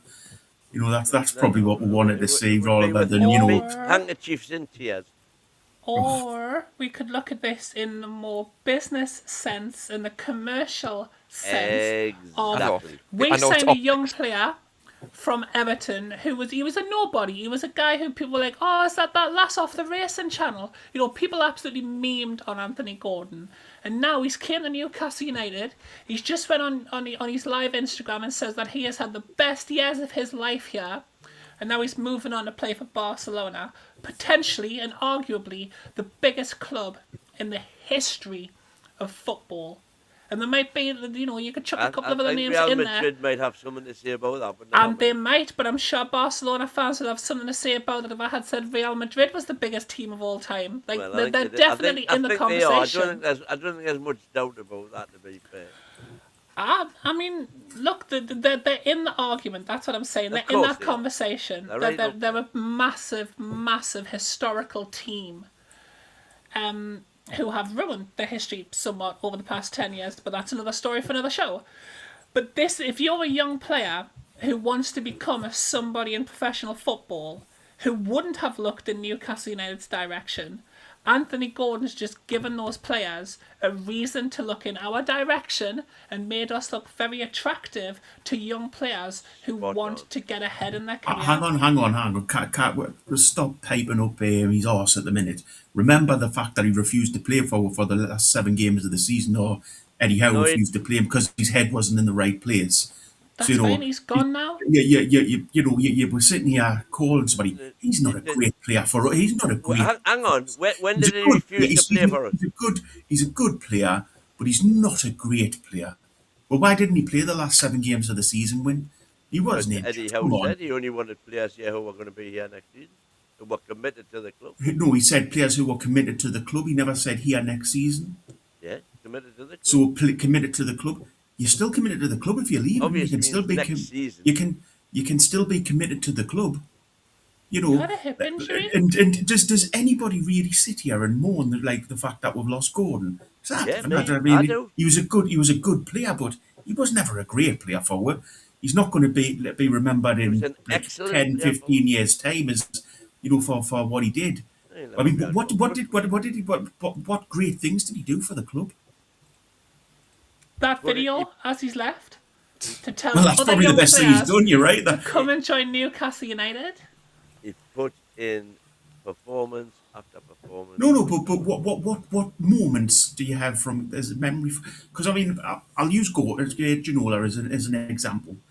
A moment that I can think of straight away is the goal against Man United when he spun round and scored that goal. That's 2. So but. What great memories do you have of Gordon? What's your about? He wasn't even in the cup final team. He helped get us to the cup final, though, didn't he? He helped get one there, but he wasn't in the team. That would be one of them against Arsenal, certainly. Yeah, I thought he was fantastic last season. I think this season he was one of the only players who looked like he was trying to get a bit of motivation in the team. There's a couple of games this season where I have kind of went off him a bit, like the Everton game. I thought he kind of gave up on that. The Liverpool game, I think he kind of gave up on that. There was a couple of other games where I was looking and I was thinking, okay, this guy's given up on us. But there was other games where he was the only player pressing, where he was the only player who looked like causing anything, and he's not the player that I kind of hoped that he would become. If he could hit a shot, if he could Thierry Henry them into the far corner like a Sula can, Gordon would have been an absolute world beater for us. But unfortunately, he didn't have that. But he was very creative. He was very offensive for us. And he won more free kicks than like half the rest of the league put together. But as I say, he's not going to be remembered as a great player in my view. No, I don't think he'll be someone 10 years down the line that you'll probably think, oh, bloody hell, he was great for Barcelona. But I don't think you'll think he was great for us. Again, Mr. Doom and Gloom, have we signed anybody yet? Absolutely shambolic and slow by the recruitment team. Well, we have just signed Fabian Schar to bearing in mind the window doesn't open for a fortnight. You can't not do pre-contracts, can't you? So we could be doing something. Yeah, but you don't necessarily publicise those. You want someone to say when the window opens. Well, I've got some names here. I want to go through that, so I'll switch to that.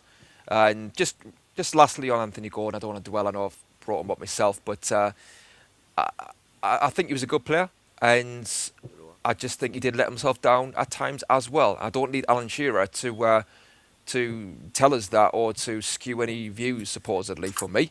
Who's this Alan Shearer fella? Has he got a YouTube channel or something? Some ex-player, I don't know what he did for us. Right. So yeah, like I see it with my eyes, and I'm going off what I see with my eyes. So, yeah, good player, but he did let us down at times as well, I thought, with some of his efforts. But yes, he busted gut in a lot of other games as well, and I just thought we laid it on a bit thick with those videos. But I understand the idea behind them. I do. It's a PR thing, but have a bit of self-respect maybe as well in terms of like, look, we are a big club as well, you know. But yeah, other signings that we're looking at.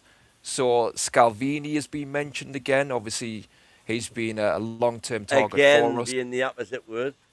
Yeah, from Atlanta. There's Ramon, I think his name is, 21 years old from Como. And we've been linked with left-backs as well. God knows how to pronounce this. Methali, I think it is. 20 years old from Toulouse. And Says as well, who's a left-back, who's 21 years old from Club Bruges.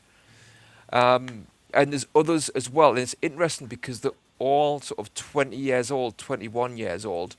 Midfielders from Porto, Auxerre, obviously Kamara from Monaco, we'll know about him. The Athletic report that Smith, the again long-term target, is expected to join one of Europe's elite clubs. So we're not going to be successful in getting him. There's also wingers. So there's Bazumana Toure, who's 21 years old from Hoffenheim. There's Sed El Mala, 19 years old from Cologne. And the Real Betis winger, who has been talked about to replace Anthony Gordon.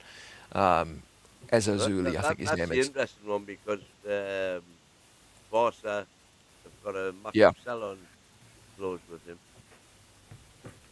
Yeah. Any of those players jump out at you? Have you seen any of those players play? I personally haven't.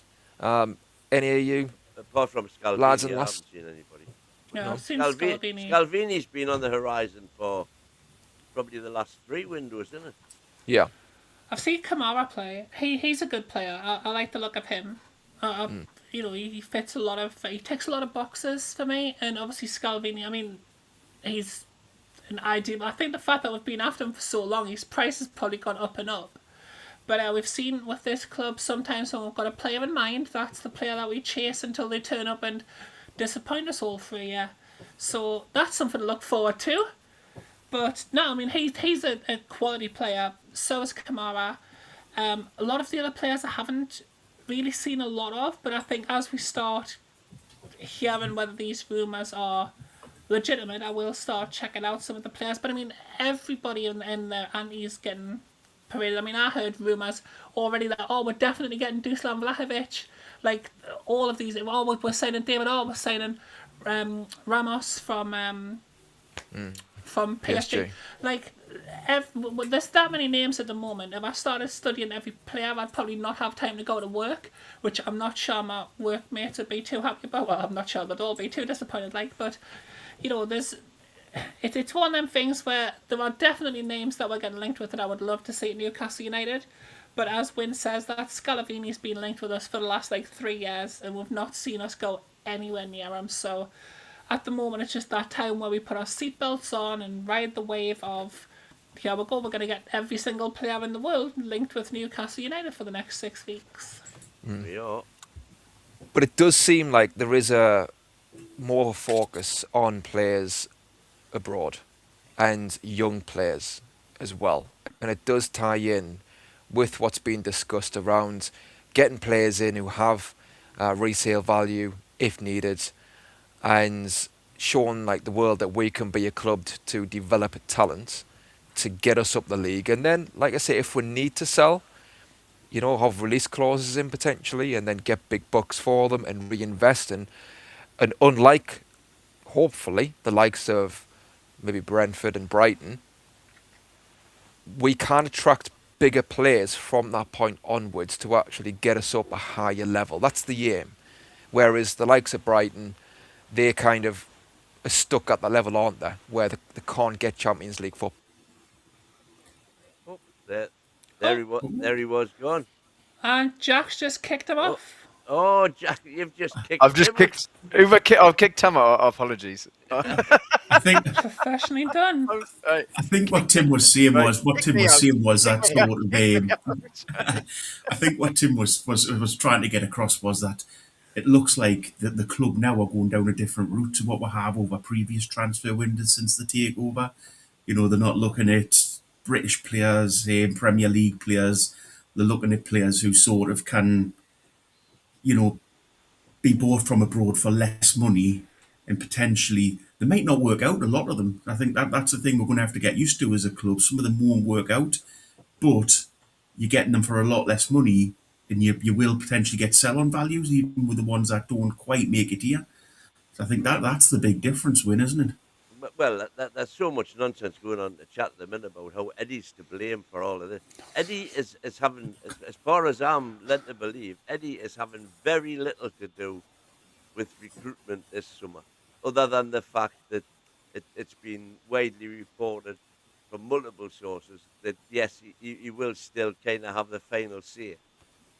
But he, as far as scouting and looking at these players, that's not his job. That's why you have a director of football and a scouting team, recruitment team, to do all of that. And do you think that's the right thing, Tina? Do you think we do need Eddie Howe to maybe take a little, fair enough, have a say, and obviously he's got to always have a say in which players we're saying, but maybe he's just take a little bit of a step back from being the guy at the front all the time?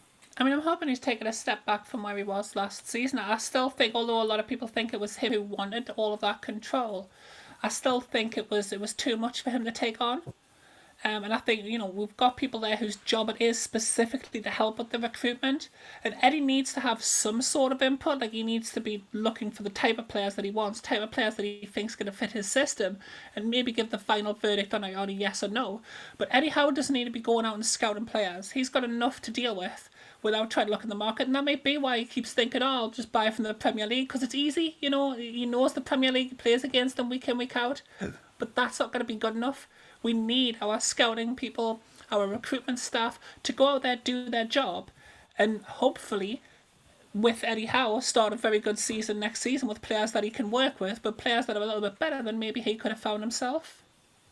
Unless we're saying that's potentially part of the problem, though, isn't it? That we've always been notorious under Eddie for slow starters. We haven't been great starting seasons, and he cannot do that next season. He cannot come back without us starting well, because if he does, there's going to be such a hell of a atmosphere at Newcastle United.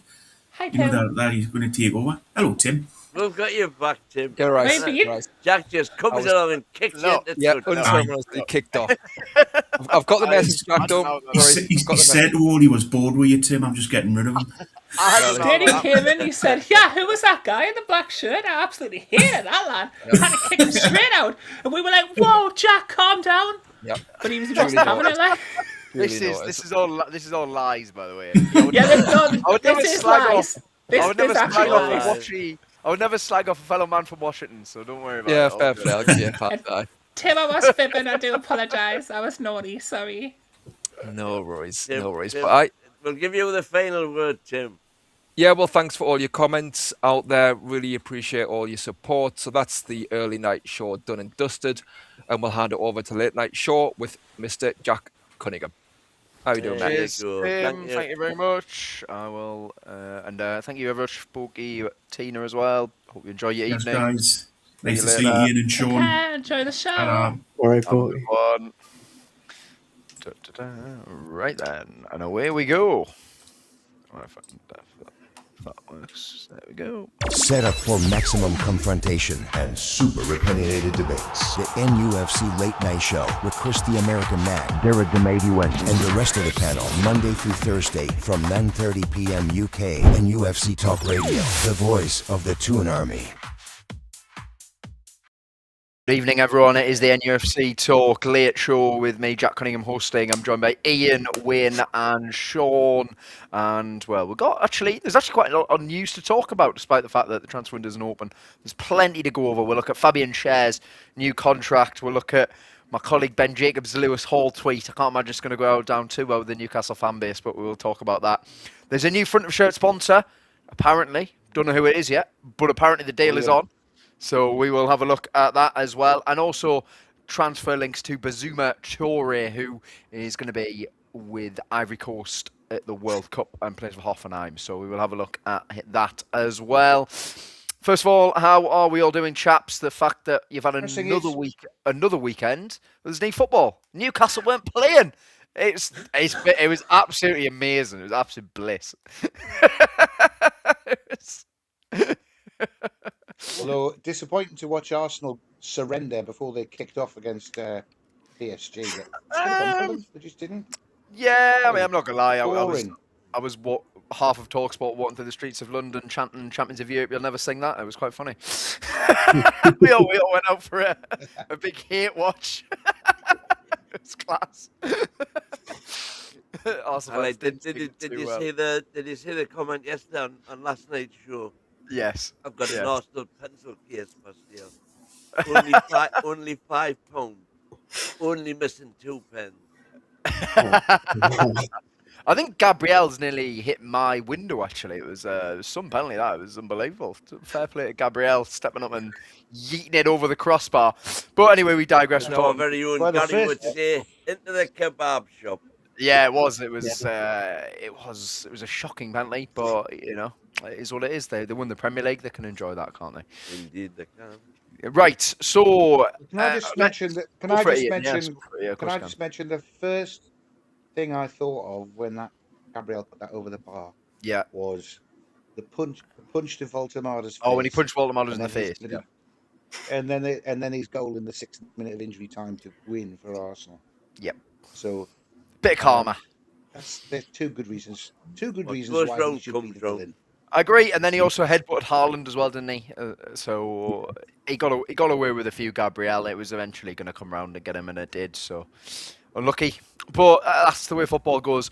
I mean, the World Cup actually starts in not that long, which is pretty wild. We've got 9 days until the World Cup, but let's look at Newcastle. So Schär's contract is done, 1-year extension. It has been announced, it's signed.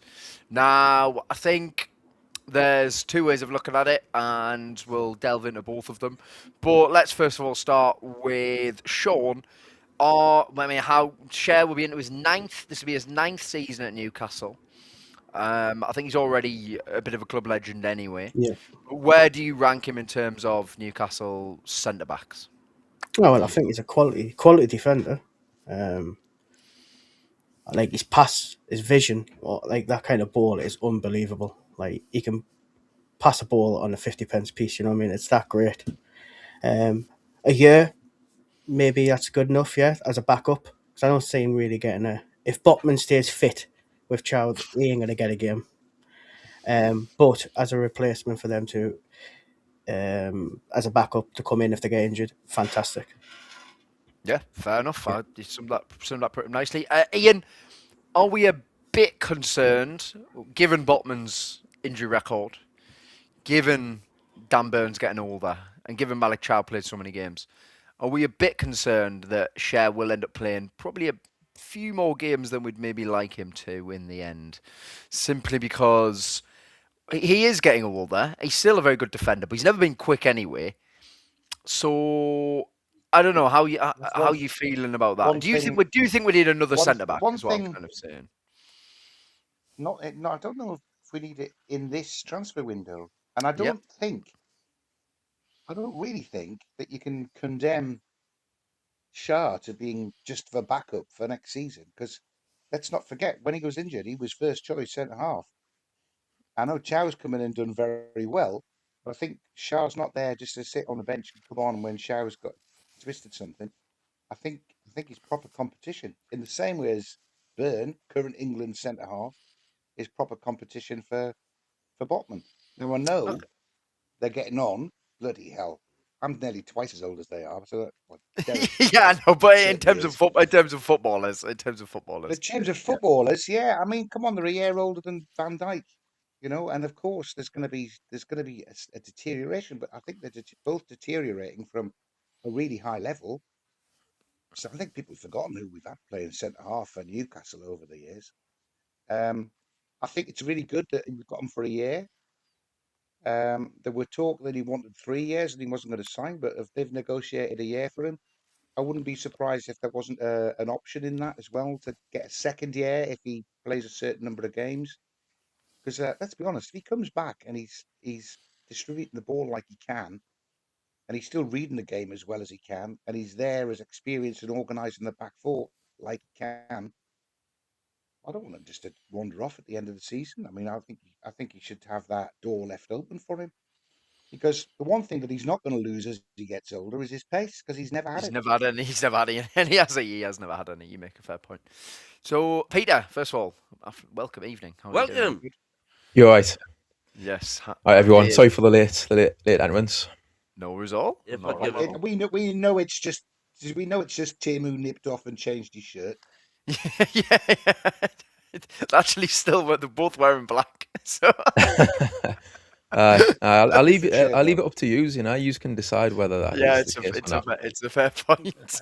I've got no comment. So, yeah. So, Peter, well, I'll come straight to you on Schar as well. So, but obviously, happy the deal's done. What sort of role do you see him playing next season? Are you kind of on Ian's side of things, where you're thinking that it's not just to be a backup and actually he probably play more games than maybe some of us expecting, or maybe how I see it, where I kind of see him is probably is just as a backup, and Chow and Botman will be the starting centre backs, bar and cup games and maybe injuries. I think to start with, it will be Chow and Botman, but we know in football how things can change so quickly when it comes to the cup games, injuries, suspensions. So I think Shaw will be required to play probably more games than what people think. What I will say as well about Shaw is it's going to be very interesting to see how that injury has affected him, if it has at all.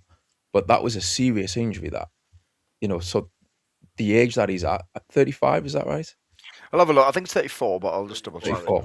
Yeah. That could, let's see how his body deals with that, because I wouldn't be surprised if he's a bit more susceptible now to picking up the odd injury after that kind of injury that he had. So we'll see. It's an interesting one. But I do think when you look at the areas that Newcastle will be looking at this summer in terms of other positions in the team, I think it is a sensible deal to get Shaw for one more year. I wouldn't have offered any more than one year, but for one more year, I think it makes sense, and it allows you to budget better for, I think, other positions which are probably more of a priority.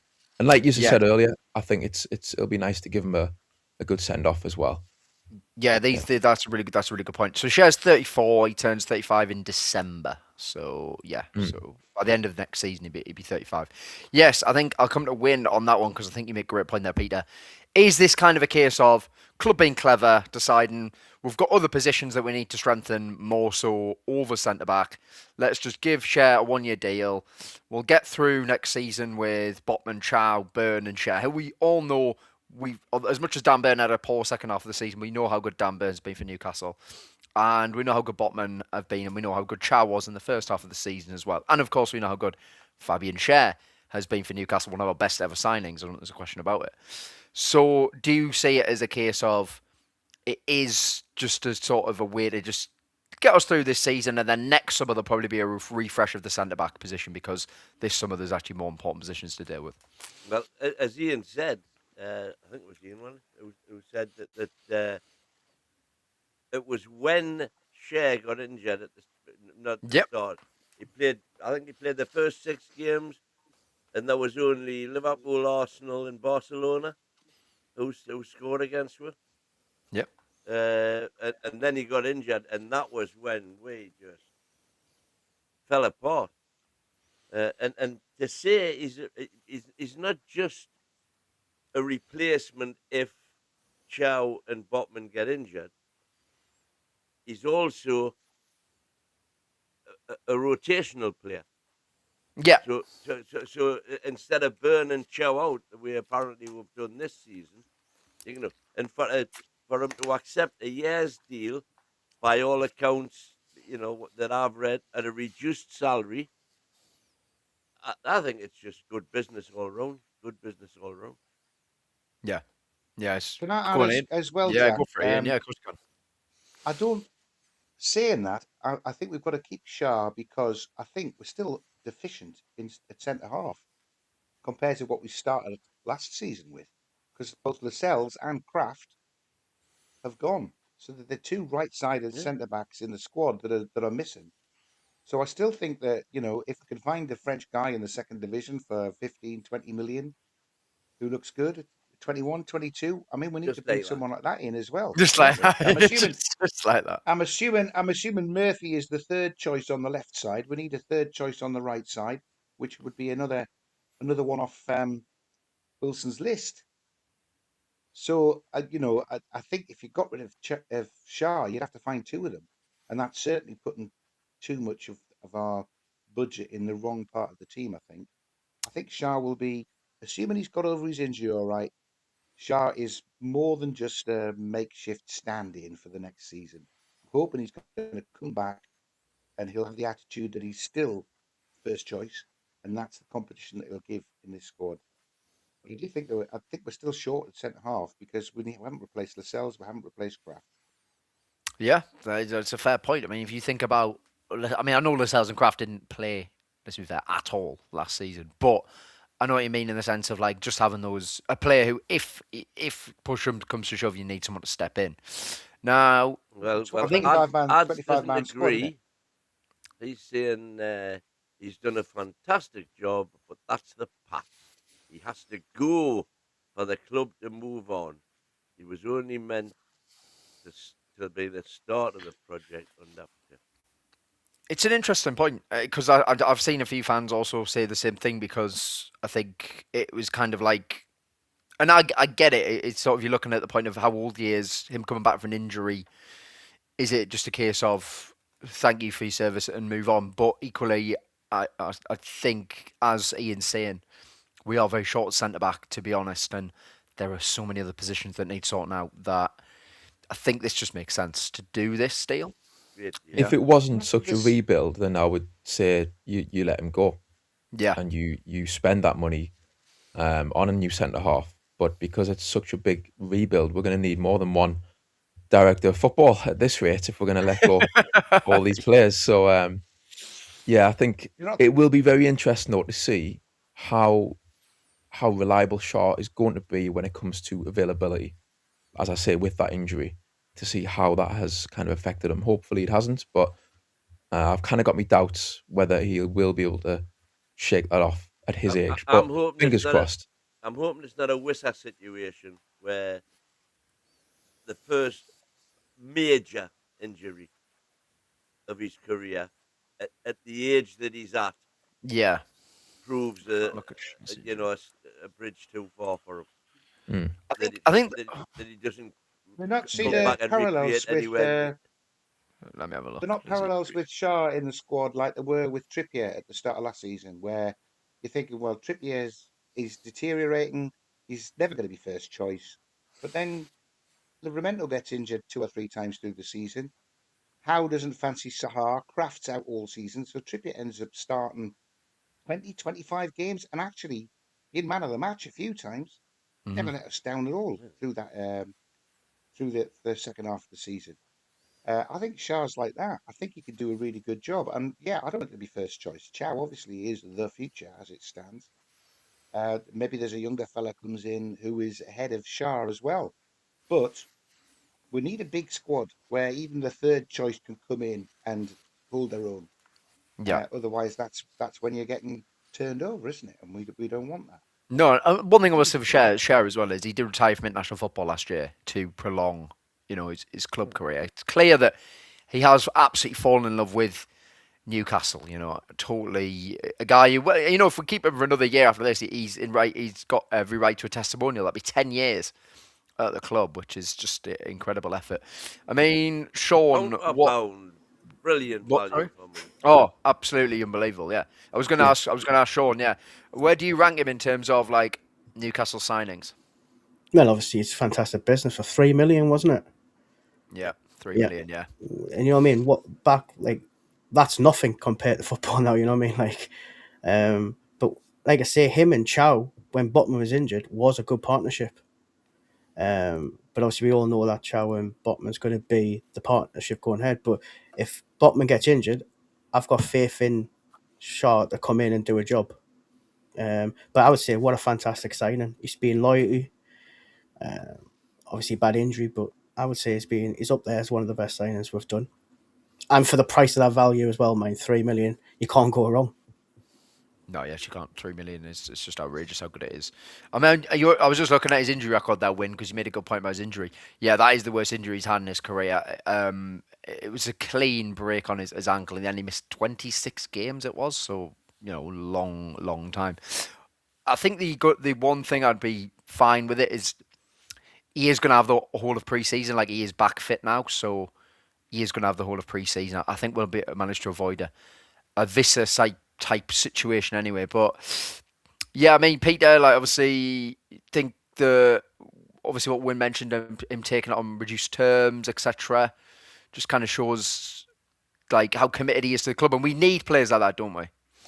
Yeah, yeah, you have to take that into Leadership. account.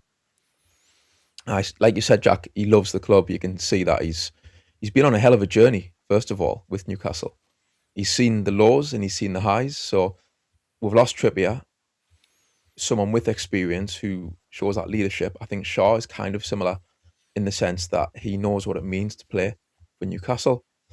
So there is that element of it as well. You have to kind of like take that into your thinking when you're deliberating whether to keep him. And yeah, I think that could be a big kind of sway in your decision to keep him at Newcastle.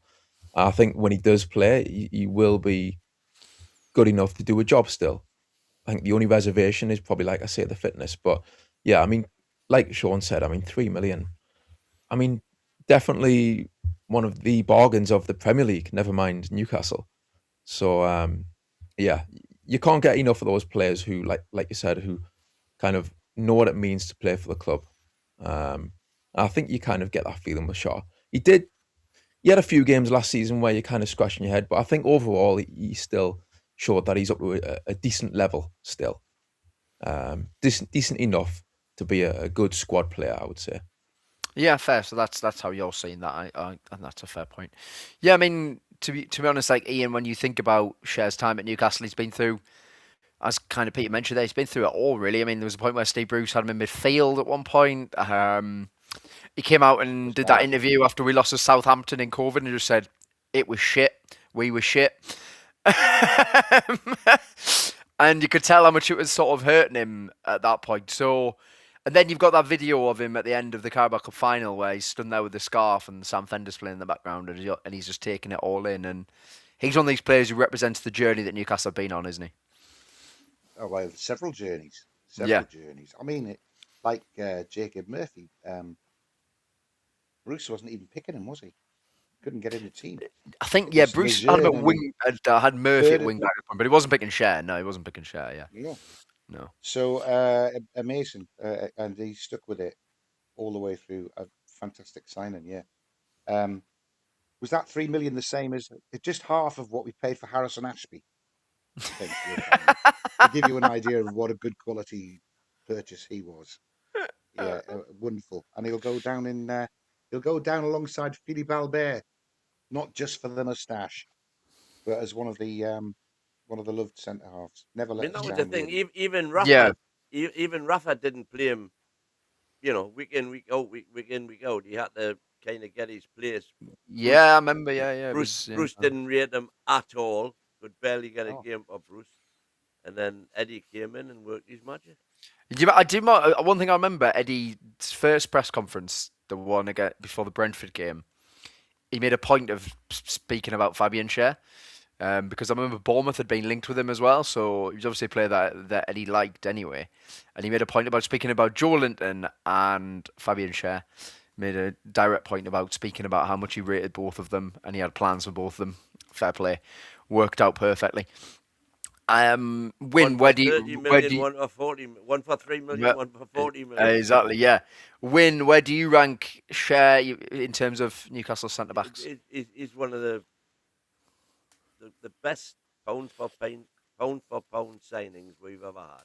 Yeah. He's up there with Kilclean. He's up there with Rob Lee. He's up there with Trippier in terms of literally what we paid for the player that we got, for how long we've had him. He doesn't owe us a penny. That's another reason that, you call us sentimental, call us what you want. But that's another reason that I wouldn't have given him a 2 or 3 year contract. No. But absolutely deserves a 1 year contract. And even if he doesn't come back to, to the same levels as he was at prior to the injury, what's it costing you? He's taking the reduction, so he's on 60 grand a week. So it's cost you 3 million for the year. He deserves that. For the 3 million we paid for him, he absolutely deserves it. And then I also think that if that happens, he'll get a proper send off as well next year. Trippier got a proper send off.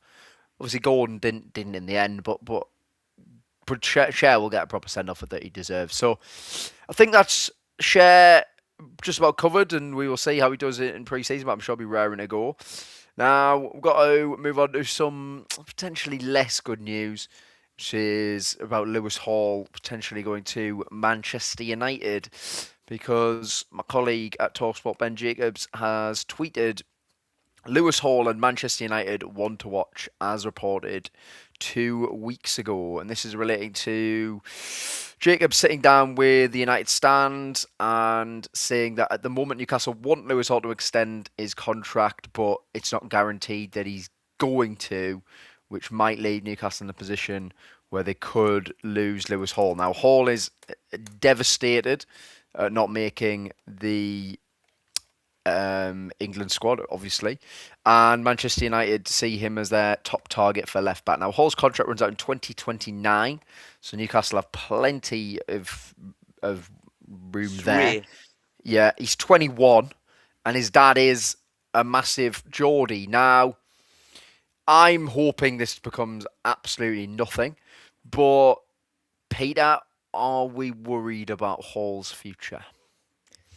I think we might be tested this summer with Lewis Hall, and him going to Man United would just be an absolute killer. I would hate to see that. And yeah, I think I'd like to think he will stay, but you know what I mean? I sat here and I was so confident that Isak was going to stay this time last year. And we've seen how that worked out. So yeah, I think Lewis Hall, I think, probably will weigh things up in his head, especially if his agent is saying to him, look, we've got this club after you, that club wants you. They were in Europe, they were in Champions League. It didn't end too great at the end of last season, with Lewis Hall playing right back and also being dropped. I don't blame Eddie for the England thing. I think I think Eddie was harsh to drop Lewis Hall, and I think that was very surprising. But by the same token, I think in the same way that I would have liked to have seen Eddie seen past a few bad games, Tuchel could have quite easily done the same. Tuchel could have seen past a few bad games, and he still should have took him. So that's on Tuchel, to not see the bigger picture. Yeah. So, but no, I think maybe it is one to watch, like you say, Jack. Unfortunately, I mean, we'll see. I think it's, to be honest, it's maybe, I would say that is maybe 50-50 at the minute as to what'll happen there. Ooh, I don't like those odds at all. Sean, Oh, no, Lord. I don't know if you know, but I am absolutely the number one fan of the Lewis Hall fan club. So this news is killing me. But what did you make of the way the season ended for Hall, whereby he kind of got dropped he got taken off at half-time against Bournemouth because Ryan beat him for a goal. He then got dropped for a couple of games that it seemed like he was being a bit of a scapegoat, to be honest. And then he got put at right back. So what did you make of how it all ended the season of all, considering he got nominated for Young Player of the Season. Absolutely. Like I say, I think he's had an outstanding season. Like one of our best players. Seeing him at right back, I was like thinking, what is going on? And then dropping him and stuff. Thinking that unless Eddie's going to try and play him as a right back, trying to make him adapt that way. I don't know, but I don't think so. It's just bizarre, but I hope he stays. I really do. I think if he goes, then we've got to find a hell of a replacement to get, But obviously, Man United's coming calling if that's the case, and Man United is a big European club, and hopefully he doesn't get turned. But I'm 50-50. Like I say, Oh, Man United's in Europe, aren't they? And he's had a taste of Europe, hasn't he? And big players want to play in Europe. But it depends on the manager. He's got to persuade him, hasn't he? He's got to say, look, you are my main player. I need you here, and sell him the project. Like, we are going to be in Europe next season, and that's what we need to do. yeah, it's Just quickly, Yeah, go for it. Yeah. Man United, they're rubbish when we play them. Jack, did you know War Wind's got a book out? I do indeed. Yeah, I've been sent the first 2 chapters of it, so yeah, I'm looking forward to it whenever it actually comes out. But yeah, absolutely, it's gonna be, Yes, gonna was. be a great read. It's gonna be a great read. Yeah, Sean. Yeah, you make a really good point there, and we'll delve into that a little bit. Definitely, I think with go to you, Ian. How do you even replace Lewis Hall? Like that I was actually thinking. I was like, I can't think of anyone, uh, in terms of the profile of player who can replace Lewis Hall at Newcastle at left back. This guy is so special. You have to go and. I mean, it always was. He was always marked out to do that. I mean, he played what 6 or 7 times for Chelsea, Yep. and he was the 28, 30 million out of Chelsea's academy, really. So I mean, you've really got to go and bust the bank and find somebody like that they'll let go. It's hard, isn't it? And we don't have them in our academy to come through. Not on the left side. I wouldn't say 50-50. I think once Hall's cooled down a little bit, because I think he fell out with Howe, didn't he? Had a row at the Bournemouth game and got took Well, off I for think disagreeing with that's tactics. yeah. I feel like So yeah. It would make you I mean, can't. We Gray don't know. Jones. We don't know, but it would make sense, wouldn't it? Given the way the season ended after that, it would make sense, I suppose. So yeah. It made no sense to take No, it made no sense. your best player off at half time just because he's been beaten once, and then not to pick him for the next 2 games. That's that's a bit No smoke personal. without fire. Yeah, absolutely. So get over that, Lewis. Realize he's going to be absolutely adored, and I mean, if he stays for another 3 or 4 years, how we think of Trippier on the right side, Lewis Hall will be even further on than Newcastle fans because he's come bleeding black and white as a young lad. He's next to Lewis Miley in terms of how much we'll fall in love with him. But I don't think it's 50-50. But then, like you say, if he's got the character, which means he holds a grudge, and a Champions League team comes in and has enough money for the ridiculous amount that we'll ask. I mean, if they want 60 for Livramento and his injury record, I think they'll be after 80 for Hall, would they not? Well, Man yeah. U So can't buy Tonali and Hall. They couldn't yeah, afford it. yeah. So the fee's an interesting one because the Athletic did a big Manchester United transfer update today, and they put that the fee would be north of 50 million. I was like, well, of course it'd be north of 50 million. Like, what? North of 50 million? We paid 32 million pounds for him, and he's become one of the best left backs in the world. So he was incredibly not going to the World Cup. But yeah, I mean, for me, he's unsellable anyway. So I don't care what big gets pushed down. Yeah, and this is a player that kept Lamal quiet against Yes. Barca. You know what I mean? Exactly, Like, come exactly on. sure. I'm with you, Jack. Listen, there's 3 players that I would be devastated to leave the Toon. That's Bruno, Miley, and Hall. The only thing I would say is if we can get super money for Hall, is it really that difficult to repay? And this is why the prices are being quoted as on the lower side. is it really that difficult to get a really, really competent left back? Will they be as good as Hall? No. But will they do you a job? You know, a proper job? And I think the answer to that is probably yes. You could get a proper seasoned, not so old, you know, maybe a bit older than Hall, 24, 25, something like that. Seasoned international for a lot less than what certainly I would consider selling them for. Because I wouldn't let Lewis Hall go for less than 80 million with the contract he's currently got, with the age and the talent and what he's done this year. Hell, man, he's in the running for Young Player of the Year. Exactly. Exactly. He'll not win it, but because left backs don't win those sort of awards. But the kid is absolutely top draw.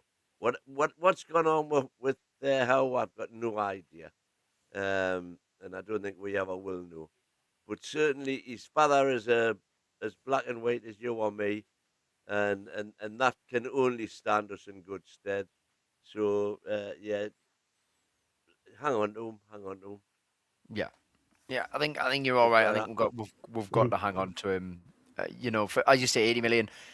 I'd be looking at 100, to be brutally honest. I think I understand. You make a good point about the left back, though. I understand that the left back, in terms of as a position, is arguably one of the easiest to play on the pitch, I suppose. Yeah, but the current record is 68. Is it 68 million? Yeah. So it'd be a world record for a left back. Personally, I don't know. I don't know if Hall stays at. I don't know if Hall stays at left back. Well, he did start as a midfielder. Into the midfield. Yeah, he did start as a midfielder. So at Chelsea, he was a midfielder. We've seen glimpses of the way that he can run with the ball and dribble with it, and the crosses he can put in. How many times have we seen him this season? Come away with the ball from a melee of four players, and he's the one player this season that's actually done that. 9 times out of 10, if the ball goes into a melee, it's the opposition who come away with the ball. Mm-hmm. The exception to that rule is when Lewis Hall's involved. See, I said Lewis Hall's a bit like Enrique. Keeps the ball really close to his feet. Yeah. Him and Gutierrez, what a partnership they had. He needs a good partnership with him. No higher praise. Yeah, I know. It's a fair point, because I do think that it never really worked with Gordon. Not really. Like, they played together a lot, but it didn't really work. In fact, the best left-sided combination we've had in recent years was Barnes and Livramento, weirdly. They worked really well together. Yeah. Oh, I thought Mickey and Trevor. I thought Livramento was a better left back than a right back. Yeah, I do. I think that is an argument to be had, I think. So with Hall, I think and I've seen this argument, it does make a lot of sense. If he were to go this summer, and you say it's Gordon and Hall leave, and then maybe one of Tonali and Livramento, is that then, do you start to get worried actually about the direction that the project's going in? Because despite the fact you might make a lot of money from that, you are losing, I'd say, 3 of our top players. We appreciate you've got to sell and appreciate you've got to move players on, but to lose someone like Hall, who a lot of us have considered untouchable, and then Gordon, and then maybe a Tonali or Livramento, how would you feel about the project as a whole, Ian? And I understand it probably relates to incumbents as well, but I'm on about, you just take those 3 sales, for example. Yeah, well, I think if you had those 3 sales and you chucked in Anderson as well and Minter going, you're selling all of the young stars. We're hanging on to an aging team. So I think if there's going to be a project, you've got to start another project. It's not a continuation of the project.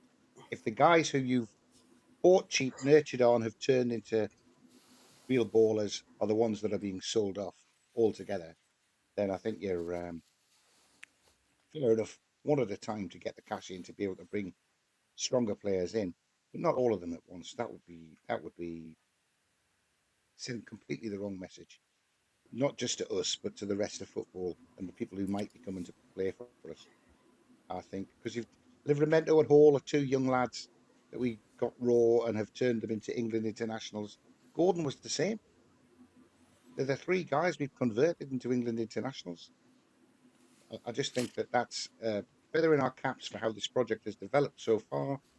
But if you just got rid of them all, I think you're making, I don't know, it's not the same project. That's how Yeah. I feel. No. So I want to pick up on that because I think you make a really interesting point to how we're perceived if you do that. So, Peter, do you think other players would look at Newcastle and agents would look at Newcastle and go, okay, you move there for a few years, you develop as a player for a bit, you play for a big club, but maybe not a team who's going to be challenging for the Premier League or Champions League or whatever, but they might win a domestic trophy along the line, and then you get your big move somewhere else. Is that what you would then maybe perceive us to be? If, for example, as I said, Hall, Livramento, and Gordon all leave this, obviously Gordon's already gone. I would say yes, but yeah, it's not ideal. At the end of the day, Newcastle finished 12th, didn't they? So, like, I think it's just something you can't avoid at this moment in time.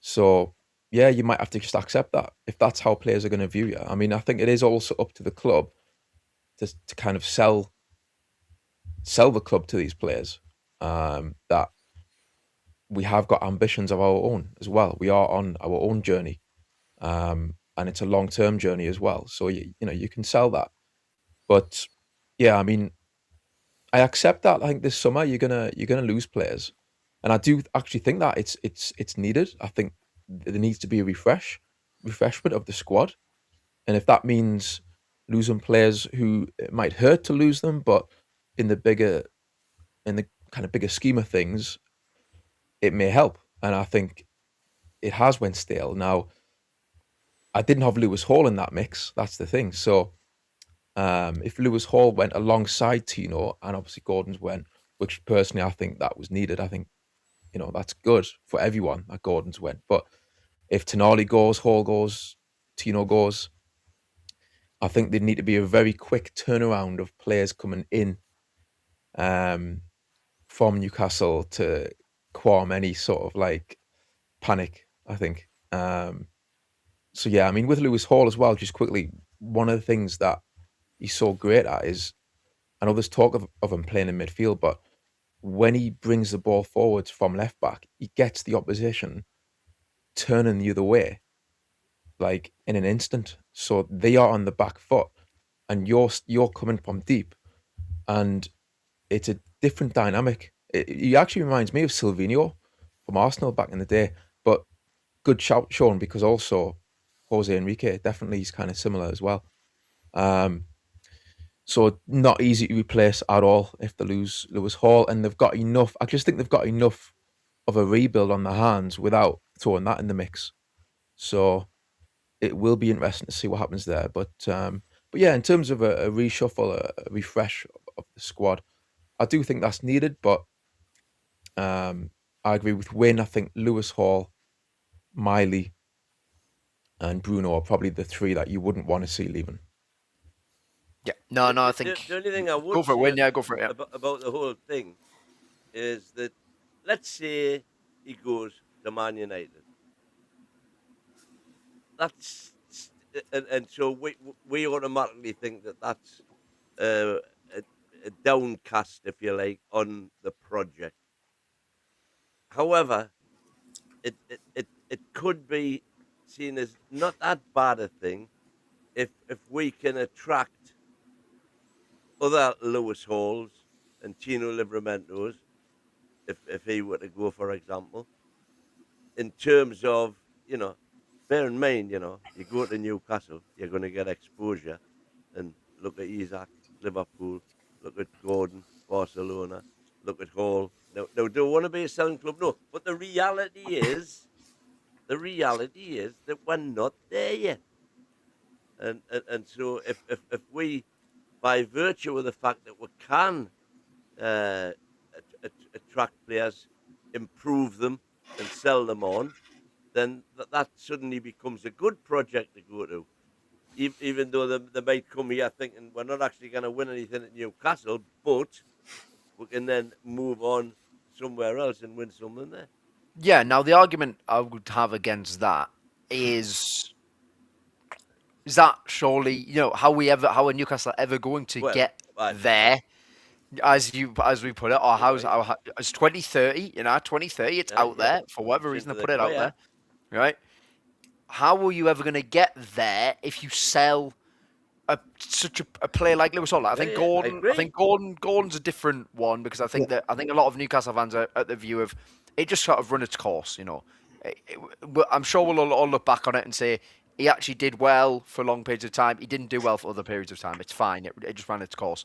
But I think Hall, bar that first season when he was literally learning the left back position, has let Newcastle down at all and has got increasingly better. I'm just not sure it sends the right message. Do you agree, Sean? I agree. Like I've always seen Newcastle I don't like the idea, but haven't we always been a stepping stone? Under Ashley, we're both cheap to try and sell big. This if we sell them players, you've got to look at the board. What are they actually looking? What direction are they going in? Because they're the ones as well. Do you know what I mean? Me personally, to keep these players, you've got to be ruthless. You've got to say no. We don't want you to go, and But when you do that, that's what happened in the summer, last summer with Isaac. But Isaac, I don't know. I think Isaac wanted to go, and I think it's a risk. But you got to attract players, and players have got to go, but you've got to try and get players to say, look, keep selling the project. But I don't know. I haven't seen this ambition yet from like the stadium's taking forever, the training ground.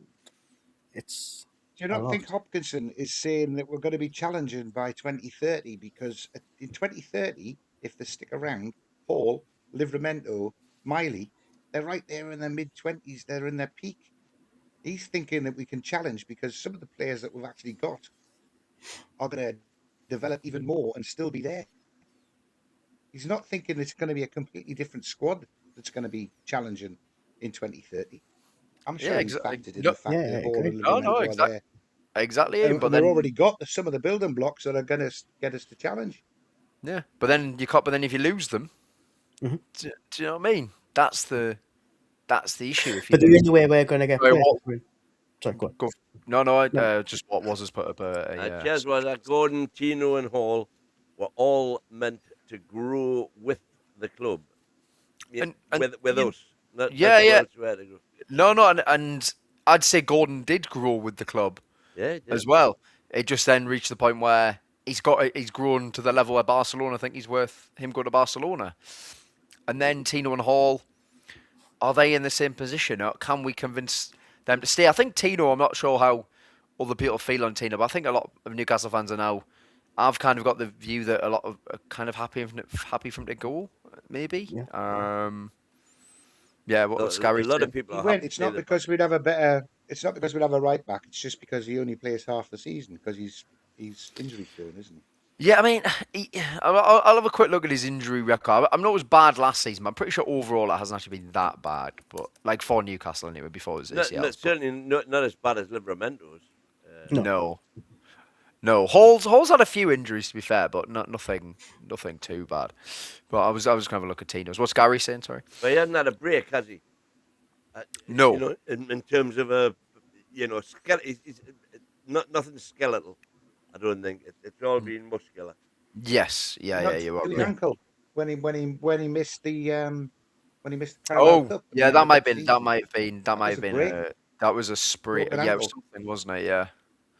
Let's have a look at Tino. Tino only played 17 Premier League games this season. Wow, Jesus. Jody Dan saying we'll have to increase our wage structure if we want to keep these top players. I assume that's what you're saying, Jody Dan. Sorry if I'm putting words in your mouth. Yeah, no, I think well, again, we sort of know that because I think we see that there's other clubs who stick to a strict wage structure and it doesn't really work. Now, Chelsea have tried to just stick to it. Now, Liverpool and Manchester City are in a bit of a problem. So Manchester City have obviously just gone in and given Gahey £300,000 a week. And they're giving Semenyo like £200,000 a week as well. And then they've just given Ford a new contract as well. And basically now you've got Rodri, Gvardiol, Diaz, they've all been doing a few interviews recently where they're kind of saying, "Oh, I'm not sure I'll stay. I'm not sure I'll stay." And it's when you look at what they earn compared to the Gahey, because obviously Manchester City thought they could win the Premier League, didn't they? So they went it all in and give Gahey and Semenyo whatever they wanted. And then you're in a position now where Manchester City have got their stars, the ones who've been integral to them winning trophy after trophy, are saying, well, we want more money. And you could end up in a situation where they leave. Now, the same happened with Liverpool. Van Dijk and Salah were essentially competing with each other for wages. And then in the end, Salah's walked away. Trent, they wouldn't give. Konate, they wouldn't give the money either. So you have got to increase the wage structure, but it's got to be done in a clever way, if that makes sense. Because otherwise you end up in a situation like Manchester City or Liverpool. I mean, yeah, I don't know. What do you think, Peter? Do you think if there's any player you're going to break the wage structure for, it's got to be Bruno one last contract, do you think? Possibly, but it is obscene when you mention those figures. It's kind of difficult to talk about in one way. I like these discussions that I hear people have where they're talking about giving this player that money, like that contract, this contract. And yeah, I think the money that players are on these days, it's kind of hard to fathom, really. Especially for players on like 200k a week, and that's not good enough. I can't really, yeah. If that's not good enough for you, then we've got a problem. I know it's wild. You can afford it a bit more if you're buying players like we bought Hall and Livramento as young lads coming in. I mean, Hall's still on less than 50 grand a week, isn't he? Well, look, what we'll say is, all those wages websites, they are absolute nonsense. They don't know anything. It's just made up. I mean, they had Matt Target on 100 grand a week, right? So whenever you say any story about wages, unless it's directly from the player's agent, which it sometimes is, that's the only time that the wage is accurate, okay? Apart from that, none of it is accurate, right? I'm just letting you know that's like I suppose, a little journalist secret. But because in America, they publish them all just on the website. Like, you can go and find an NFL player's wage like that. So, like that, or found the NFL player's wage. For some reason, in the Premier League, they keep it all a bit murky and what have you. So, don't really know how much any of them are on. It's sort of estimates. So, we don't know how much Hall's on. As I said, people used to kick off about Matt Target being 100 grand a week. There was not a chance he was on 100 grand a week. There just isn't. Sean, what are you going to say, sorry? No, it's just like we're saying about the wages. It's like, I remember Genius, like Jermaine Genius, as soon as he went in the England squad, his head got turned in. He's saying, well, you're on what, 20,000 a week? You come to Man United or come to Tottenham or any of us, you can get you 200,000. A lot of that as well, like Sir Lewis Hall, he's going to be tempted if players from that club are talking and saying, look, because they all talk, don't they? They're all friends with each other and stuff. But no, for us, if I was going to give a big player big money, I would give it to Lewis Hall to try and say, look, let's keep you here. You are one of our best players, but we need to be in Champions League every season to keep that. Because if you bring in big superstars like Bruno, Tonali, they've came from clubs that are in Champions League, haven't they? They're going to want to keep playing Champions League football. Yeah, that's a fair point. It's just a vicious cycle. And go for it, Peter. Yeah, sorry, Jack. Just about Lewis Hall as well, though. Yeah, I think something that may have flummoxed Lewis Hall, I reckon, is the fact that he was playing right back more than once towards the end of last season. And I just wonder, we'll find out, but that may have planted a seed, I think, in his head to question, is that what I want to do long-term going forwards, be a utility player who slots in at right back now and again? Because I just think that it does a disservice to his game. I'd imagine Lewis Hall probably doesn't see himself as a right back. But Eddie was talking about looking to the future, wasn't he, when he was making some of those team selections? Mm-hmm. And he had a right back in Leo Schar he could have played, and he had Trippier, never mind Schar, that he could have played.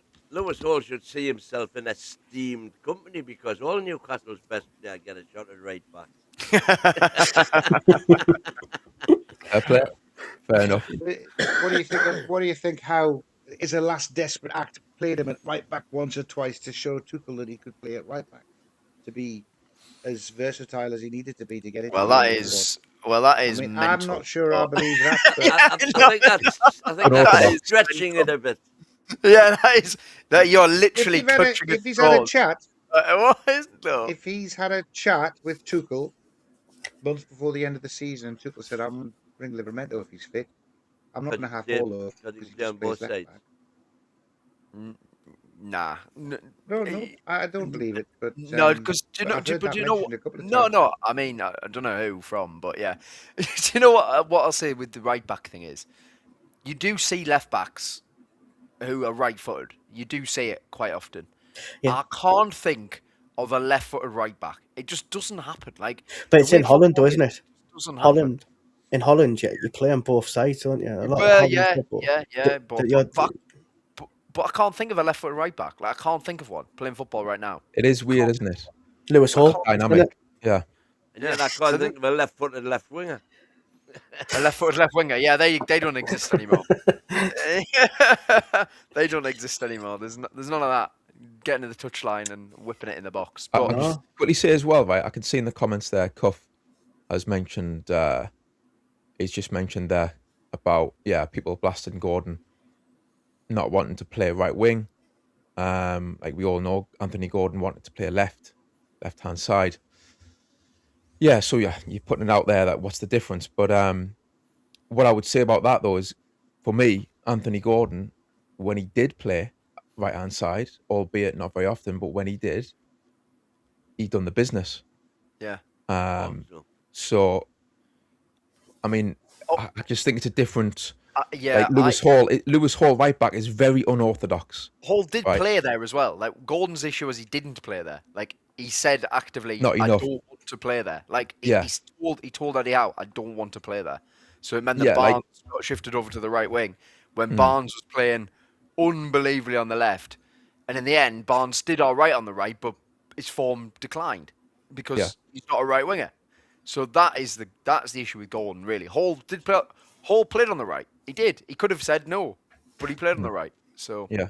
I think that's a little bit different. But yeah, I get the Yeah. point. Gordon playing right wing could have helped the team. Yes. But we didn't see enough of it, like you say, Jack. I would have liked to have seen that given more of a run and Barnes on the left. But yeah, I think Hall right back, it's just so unorthodox. I think for me, Anthony Gordon right wing could have been really dangerous going on the outside, Keith Gillespie style, like we've said in the past on this show. So, whereas, look, if I'm proven wrong, I'll hold my hands up, but I just don't see. I think Lewis Hall right back is a strange one. You kind of limiting what you're going to get out of Lewis Hall then as a player, especially certainly going forwards. So yeah. Look, if Hall goes to Man United, he will never play right back. I can guarantee you it right now. He will never play right back. It made no sense, and he should never play right back for us again either. He's a brilliant left back. Just leave him there. Yeah. The conspiracy theories are all out doing the rounds. More likely, Man United have said to Tuchel, "Don't take Hall and help us get by turning his heat. Then after the World Cup, you can come and You got to love it. Honestly, you got to love it. Look, but I get why people are worried. I get why people are worried because this summer's massive. It's absolutely massive. It's a one that potentially defines where we're going to be over the next few years. Because if it goes wrong, you lose the wrong players. You don't get the right players in. We struggle in mid-table again. Next summer, you've got the other players who they'll be like, right, well, I want to go as well, and then you're in. Well, it's just going the wrong way. So this summer is massive. I get why people are worried. These rumours are going to be constant, unfortunately. We've just kind of got to get on with them. Now, moving on to potential incoming, because apparently Newcastle have open talks with Bazumar Toure from Hoffenheim. So he's a left winger. Ivorian, you better see him in the World Cup. At the moment, he's got 5 caps for Ivory Coast, 2 goals. He's a 20-year-old in the season in the Bundesliga. 5 goals and 12 assists. So, pretty good stats, to be fair. I mean, now, don't get us wrong. The Bundesliga, let's be fair, we see them either go one or two ways, don't they? They either turn into Haaland or Sancho. There's no real in between.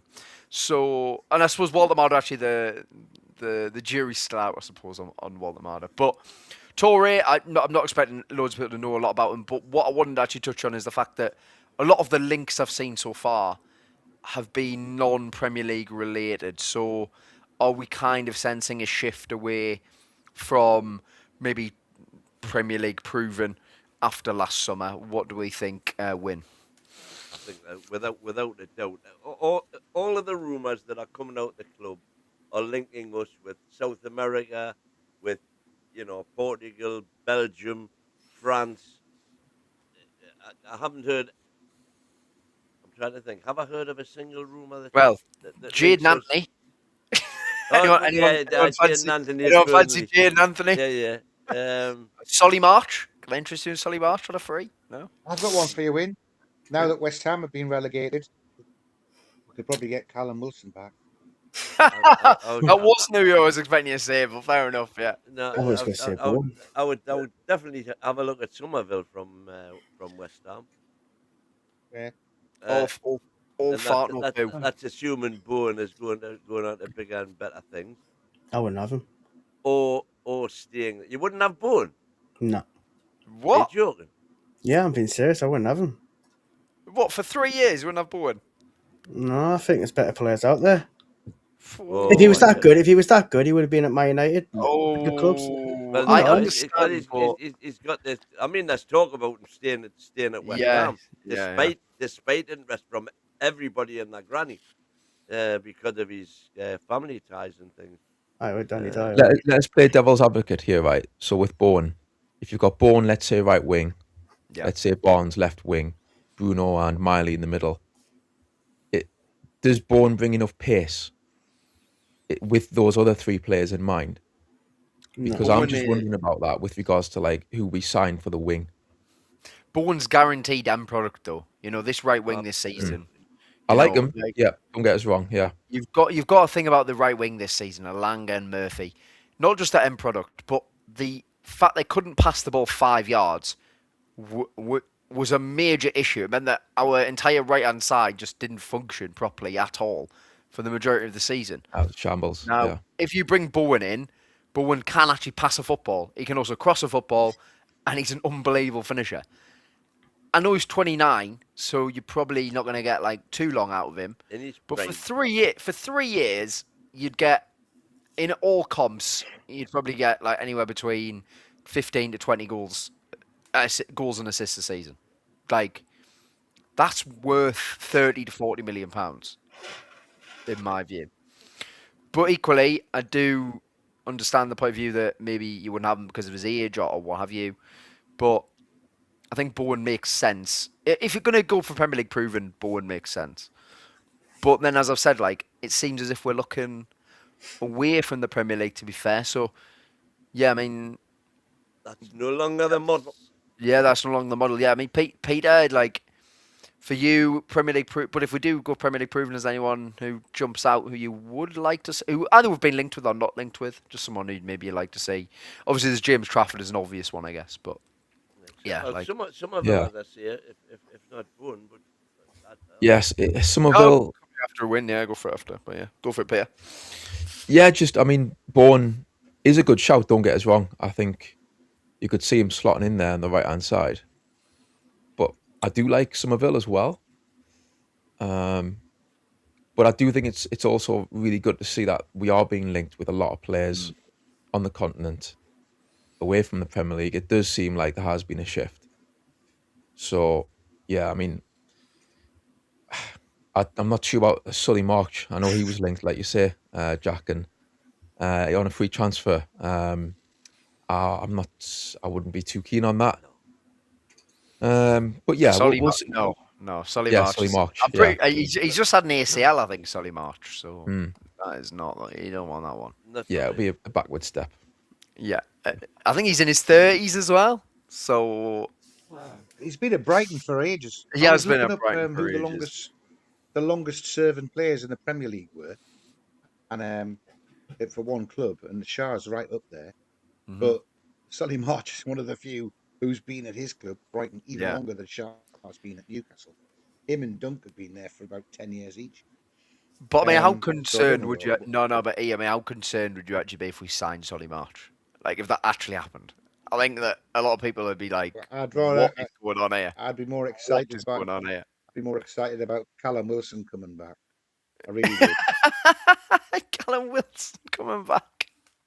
And I wouldn't be that excited about Callum Wilson coming back. I just want him to get one more goal so he gets 50. Oh, so he gets 50, yeah. Because he got stuck on 49, isn't he? I know. No, that's not. No, I wouldn't be excited about Solly March. No. No. But I mean, I think when you're saying is it a different policy? I mean, that first season, they combined the up and coming stars from Europe and Premiership proven by bringing Trippier in and Pope in, but then getting Bruno. Yeah, Botman, There's a Isak. combination there. and Yeah. That's surely. Yeah, well, it was the following year was Isak and Barnes, wasn't it, or was it Toon Army No, came in with Barnes? I can't remember the order with it. No, yeah, so That January was Burn, Trippier, Woods, Bruno, Target. Then the summer was Botman, Isak. Yeah, so Pope as well. What I said, but I call the doctor because Sean's got bronchitis. Oh, is that for not wanting Bowen?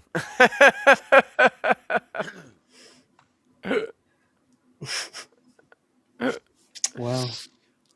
Defend yourself.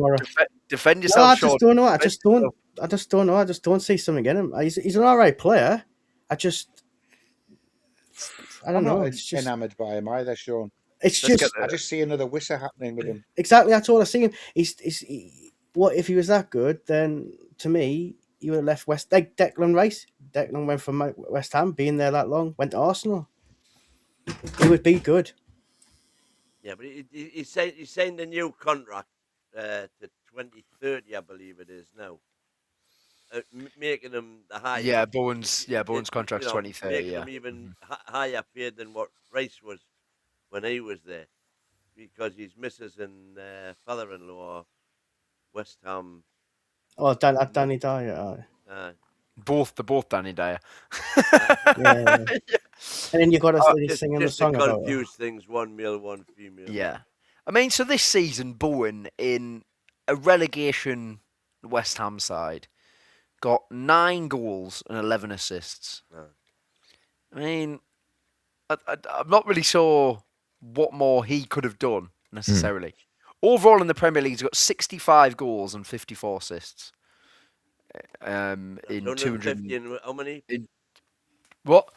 How many appearances in total? 238 Premier League appearances, 65 1 goals, and 2. 54 assists. Yeah, basically 1 and 2. Yeah, yeah.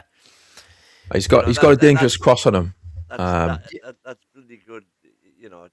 And it's not a short period of time. This is No, and it's a long period of time, and playing for not a great side. I mean, I know Moyes had West Ham in the Europa League for a bit, but not a great team overall. Yeah, I don't know. Who was it? Did Ian, you say it was a bit like the Vissa situation? That would be my fear. Would be that it could be a bit like a Wisser situation. But do you not think Bowen?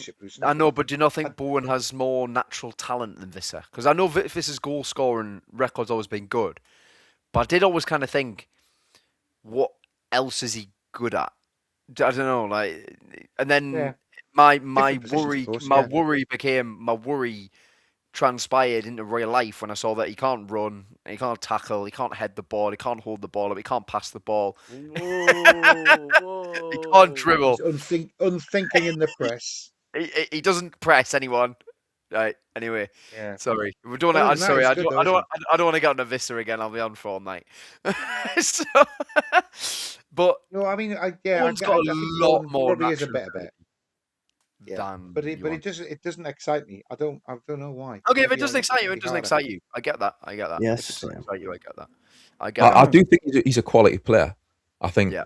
technically, when he's in tight situations with defenders around him, the amount of times I've seen where he can just nutmeg someone and spin past them and then aim one into the top corner from cutting in. Like he's got some silky skills and he's got a really nice touch.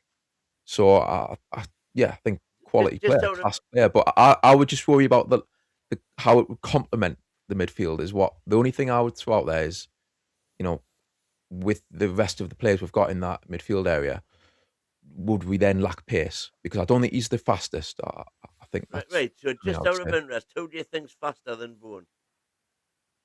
What to buy? Yeah. Premier League player faster than Bourne. Madueke. Well, let's just check him out. Obviously Gordon would have been, but he's I going to like Because smash it at Barca. I've just Sula. surprised myself. Bourne Yeah. is faster than Wissa, and Wissa's quick. Madueke. Maybe I'm doing him a disservice. Maybe I am. Not quick. Maybe he's deceptively quick. Yeah. Well, I can remember him absolutely leaving. Not that it takes a lot of doing, to be fair. Leaving Dan Burn for dead, and so the second time Dan said, Yeah. "You're not doing that again," and just took him out. Yes, I remember that as well. Yeah, I took remember one that. for Yeah. the team. Yeah, I remember that. Yeah.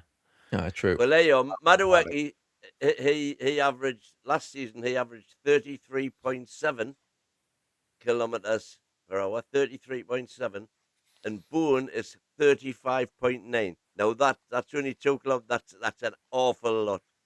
So Bourne's quicker than. quicker, that. Yeah, Bourne That's is. up Bourne is quick. He has got pace. Yeah, I've seen him. I don't think whiz pace. past Yeah, players, I don't think. One thing is he runs as quick with the ball as without it, and that's quite a skill. and he Not many runs players who can do direct. that. Yeah. No, I think it makes perfect sense. To be honest, I've in been numerous wanting Bourne ways. for Yes. you know, Yes. years now. He seems like the well, we should have had him really, shouldn't we? We should have before him. he joined West If Ham. hadn't had Ashley, we would have Yeah, I had him. know. For one, Steve that Bruce could have been identified someone that who's could have alright. been one brilliant legacy that Steve Bruce left us with. Yeah, it could have been. It could have been. Yeah, but wasn't to be. So, yeah, but the Bourne one's interesting. Look, we've been tentatively linked with him. I think we should be all in for that. To be honest, I think give him a big offer, put down 40 million for West Ham, and then see what they decide. And I know that Danny Dyer is very strictly or something, so apparently she has to stay in London. So not sure that would end well. But look, come and play for the Toon lad, become a hero. So forget about her. I think staying overnight a couple of nights a week will not do them any harm. Yeah, it'd be fine, wouldn't it? It'd be all right. But that's an interesting rumor that hopefully will develop into something. But I totally appreciate Ian and Sean's point of view that actually they're not that excited by it, and that's fair enough. Well, again, Yeah, I'd we'll do rather have more a transfers. Rashford. I mean, mean, look- I'll be more excited look. about Rashford coming. Fair, right? Okay, fair. But his wages. That'll be the his same with Bones, though, wouldn't it? wages- His Bourne's wages are going to be nowhere near Rashford's, though, are they? So Just Rashford to say as Rashford's gonna- well, Rashford's is on going three. to have to compromise, isn't he? He's going to have to compromise, or he's going to be sitting in Man United's reserves. Yeah. Well, yeah. So what? Okay, so what talks understands is that Barcelona are going to offer 13 million for Rashford, which is hilarious. Because they do want to actually sign him, but they don't want to sign him for the 26 million pounds buy clause that they had in the contract. So 13 million pounds. Manchester United are probably going to reject it, and then Barcelona are going to try and get him back on loan for the season. He only wants to join Barcelona, so at this moment in time. So that's. I think for me as well, they're very different players in one way because Bowen, to be fair to him as well, he tracks back and he does work hard. When I've seen West Ham, at least when I've seen them play, he's not shy in tracking back and helping out. So I don't see Rashford doing that. I don't think that's his game. So yeah, I think Rashford would be a good centre forward or a good player to play behind a striker. But like you say, Jack, it doesn't sound like it would happen anyway, does it? So yeah. No, I don't. I think Man United are in for him. The only thing is, if Man United get him, we can maybe get him Wemo. I mean, like with Rashford, doesn't look like that's going to happen. But All right. in terms of like him going anywhere else apart from Barca, but yeah. I mean, Bourne could play on the wing and he would track back. He would work hard. I think he would buy. Yeah, into he the works.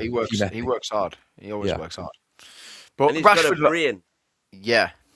The thing with Rashford, Ian, which is, I like the idea of it. It's just the wages he's on are truly unbelievable. And once you've kind of, I don't know, maybe once you've played for Barcelona and you've made it very clear that that's all you want to do, are you going to have the motivation to go somewhere else? That's probably my concern, I guess. But, understand if if you disagree, but that's just my concern with Rashford. I'm not sure I want to get involved if he's just made it absolutely clear he just wants to play for Barcelona. Yeah. What did Barcelona go to? What's he going to do if Barcelona just can't afford to get him then? Well, Man, Barcelona you're joking. financially are absolutely fine now, because the rules have changed and it's all about their wages instead, and they've just shed a load of wages off their books because Lewandowski's gone. So that's how they've managed to free up the wages for Gordon. That's how they're going to free up the wages to get Bernardo Silva and probably Union Alvarez as well. But the thing with Rashford is he probably will accept a pay cut from Barcelona. He just wouldn't accept it from anywhere else. So that's the dilemma you've got, I suppose, with Rashford. How old is Rashford now? 20. He's 27, I think. 20. Oh, right. Just Yeah, I thought you were a couple of years older than that. I'll have a quick look. Because has he got another World Cup in him? Yeah, he's got I would say, yeah. Uh-huh. Well, 28. He's 28. Rashford's 28. So. Right. So that makes him 32. If he's got another World Cup, well, he's certainly got another Euros in him. So he may want to do that, and he's not gonna do that if he isn't playing.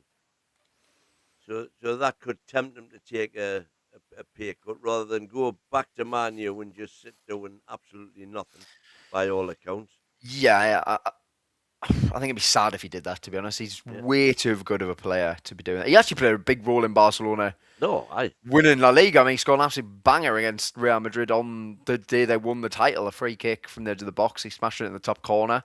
They beat Real Madrid at home for the first time, ever to win the title. So winning the title by beating Real Madrid, it's the first time they've ever done it. So he played a big role in that. I think it was 14 goals and 14 assists across all comps in the season. He did very well, but Barcelona are trying to be cheeky, I think, with him, relying on the fact that they know he wants to join them and they are going to do what they can. But there's an interesting dynamic there between him and Gordon, because obviously Gordon's got that move to Barcelona, and we don't know who's going to start for England as of yet on that left wing. It's between them two. Rashford's been given the number 11 shirt, which, if you read anything into shirt numbers, would suggest he'll be the one who's starting on the left over Gordon, but we'll have to see how that goes. Now, we'll quickly touch on one more story, which is from Dominic Schar from the Shields Gazette, a very good reporter. He says Newcastle United have a kit sponsorship breakthrough after the Sealer deal is over. So he said Newcastle United is set to agree a new front of shirt sponsor for the 26-27 season. Understands Newcastle are in advanced talks regarding a new sponsor and will have one in place for the start of the season. However, as things stand, the home shirt could still go on sale before the new sponsor is announced, so there'll be no sponsor on the shirt. And also, they've decided, confidentially wise, which is absolutely fair enough, that they're not going to reveal who the sponsor is while it all gets finalised. But I don't think Dom would have released that if he didn't have concrete information regarding a new sponsor. So and so where do we see that leading to? Can you see people buying the sponsor-free shirt as a collector's item sort of thing? I think a lot. Or would you wait until you've got the shirt that we're going to be playing in and do it? I think a lot of people will buy the sponsors free shirt, because actually, I think a lot of people think all shirts look better without a sponsor on them anyway, no matter what the sponsor is. So I think that you'll probably see quite a few people buy the new shirt without the sponsor on it. So I'm not buying it. Buy it and put your own on. Yeah, exactly. I'm not buying it. I think it's one of the worst home kits I've ever seen in my life. So no, I thought you would. I thought you'd be a massive fan of it, Jack, because your headphones match the kit. The blue stripes in and everything. They always say I'm in the. Everyone at work always says I'm in the COD lobby, so it's quite funny, isn't it? But yeah, Call of Duty. I love the new strip. You love it? I like it. Oh yeah. What? I think it's different. Right. Yeah, Jack, wait till. But I was a fan of the barcode shirt. Nobody else was. Then Huh? Ollie's put one in the top corner from outside the box wearing it, and then you'll love it. Right, I understand that kits do have relevance to what happens in the season. Yes, that's fair enough. But as it stands right now, what is wrong with just black and white stripes and just make it look like the one Wynn's wearing? That'd be brilliant. That is what Yeah, but Newcastle are. What is this nonsense kit? It is garbage. We get called the barcodes, and it's never made any sense. Now it makes sense. Now it makes. We've made because a kit. the original We have made a kit that lives up to our slander name. That is what has happened. No, because the original barcode kit, David Kelly's barcode kit, is one of my favourite kits. Everybody hated it, but I loved it. With the broad Win, stripes on one side and the skinny stripes on the other yeah, side. but Win, this is rubbish. Don't know. Right, so you Win at likes least it. it's Ian likes symmetrical. it. Peter, do you like it? I think overall, no. I think I get that they're trying to do something different, and I don't mind if they're going to do something a little bit unorthodox and kind of like redesign things a bit. Do you know what I think annoys me about it is that, okay, they've went a bit crazy with the stripes and the barcode style, but the thing that annoys me is the badge gets lost. Yeah. And what I've done is I've actually done a mock-up on Photoshop, and I've put like a black shield around the badge. A bit like what they done last season on the away top with that shield. Mhm. If they'd just done that, because the barcode is so busy, the badge then just camouflages in amongst all these random stripes, and like, yeah, I don't like that. I think if they just went with a strong shield where the badge pops, then I think I would go with it a bit more and say, you know what, it's a bit different. It's a one-off. It's a bit funky. I also think that hoop socks would have helped. I've seen the full kit. No. I've seen the full kit, and it's black shorts and black socks, but there's no white on the short. It's blue and black, and there's a little bit of white on the socks. But and I'm being really pedantic now. I'm being really picky, but it could have been saved. It could have been saved if there was a bit more of if they'd complemented it better with the shorts and socks, I think. But the thing is, it's probably just the first my step. editorial publicist is in here. Thanks for your super chat. Win, I'm ahead of you, man. Advertise your book, yeah.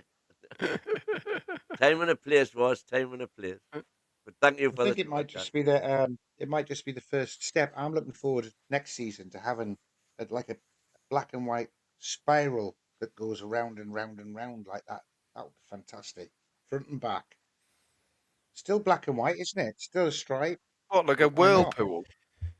Yeah. Oh my! mind you, I think the What players' is version. that? What is going on? Let's see what the players' version looks like. Maybe that can help sway your Jack when you see that No. up close. No, it won't. It won't. It No. just won't. Monkey No. Sputum saying thank you, Monkey, for the £2 super chat. Go back to the 95-96 home show. Absolutely. Yes. Yes, Like I exactly. said- Have you seen the Juventus one? Have you seen the Juventus one? How nice that is. That's what Aye. we could have had. That is what we could have had. No, Yeah. we've got this nonsense. It's absolutely rubbish. It's rubbish. It is crap. I can't stand it. What are they doing? It's so easy to just do black and white stripes. No, we'll do this nonsense. Newcastle Brown does in look the a bit sponsorship. tacky. That's the iconic one. There you go. Yeah, exactly. Look at that. Look at that. Look how good that is, that kit. And then this. Oh, I hate it. Don't get us wrong. If we win a cup and that'll be like, oh, fair enough. But because that's They're what. getting all of the blue in it, so that it goes with the Greg's blue when the sponsor's name comes on the front of the shirt. If Greg's was the sponsor, that'd be quite funny actually. As long as they had a good deal on it. But yeah, actually, go on then. Who do you think? Let's speculate on who the sponsor could be. Apparently, it is. So from what I know of it, apparently it's not Saudi related. Yeah, which is good. Yeah, not Saudi related. It is a well-known company. That's all I know. So What I've heard is that it might be Guinness, Guinness, yeah. Well, have alcohol, though, can you? Can you have but can they'll have have Guinness Zero. 0.0, like You can no have- alcohol. I think you can have Like Guinness 0.0. Yeah. Yeah, That on would the be front of the clever jug. advertising, There's- wouldn't it? I don't know, but I don't think there's any rules against a non-alcoholic been advertised. So it'd be Guinness Zero specifically that would Yeah. be. Yeah, the but ones. you're Yeah. still getting. But obviously, yes, of course, yes, that of would be course. clever, wouldn't it?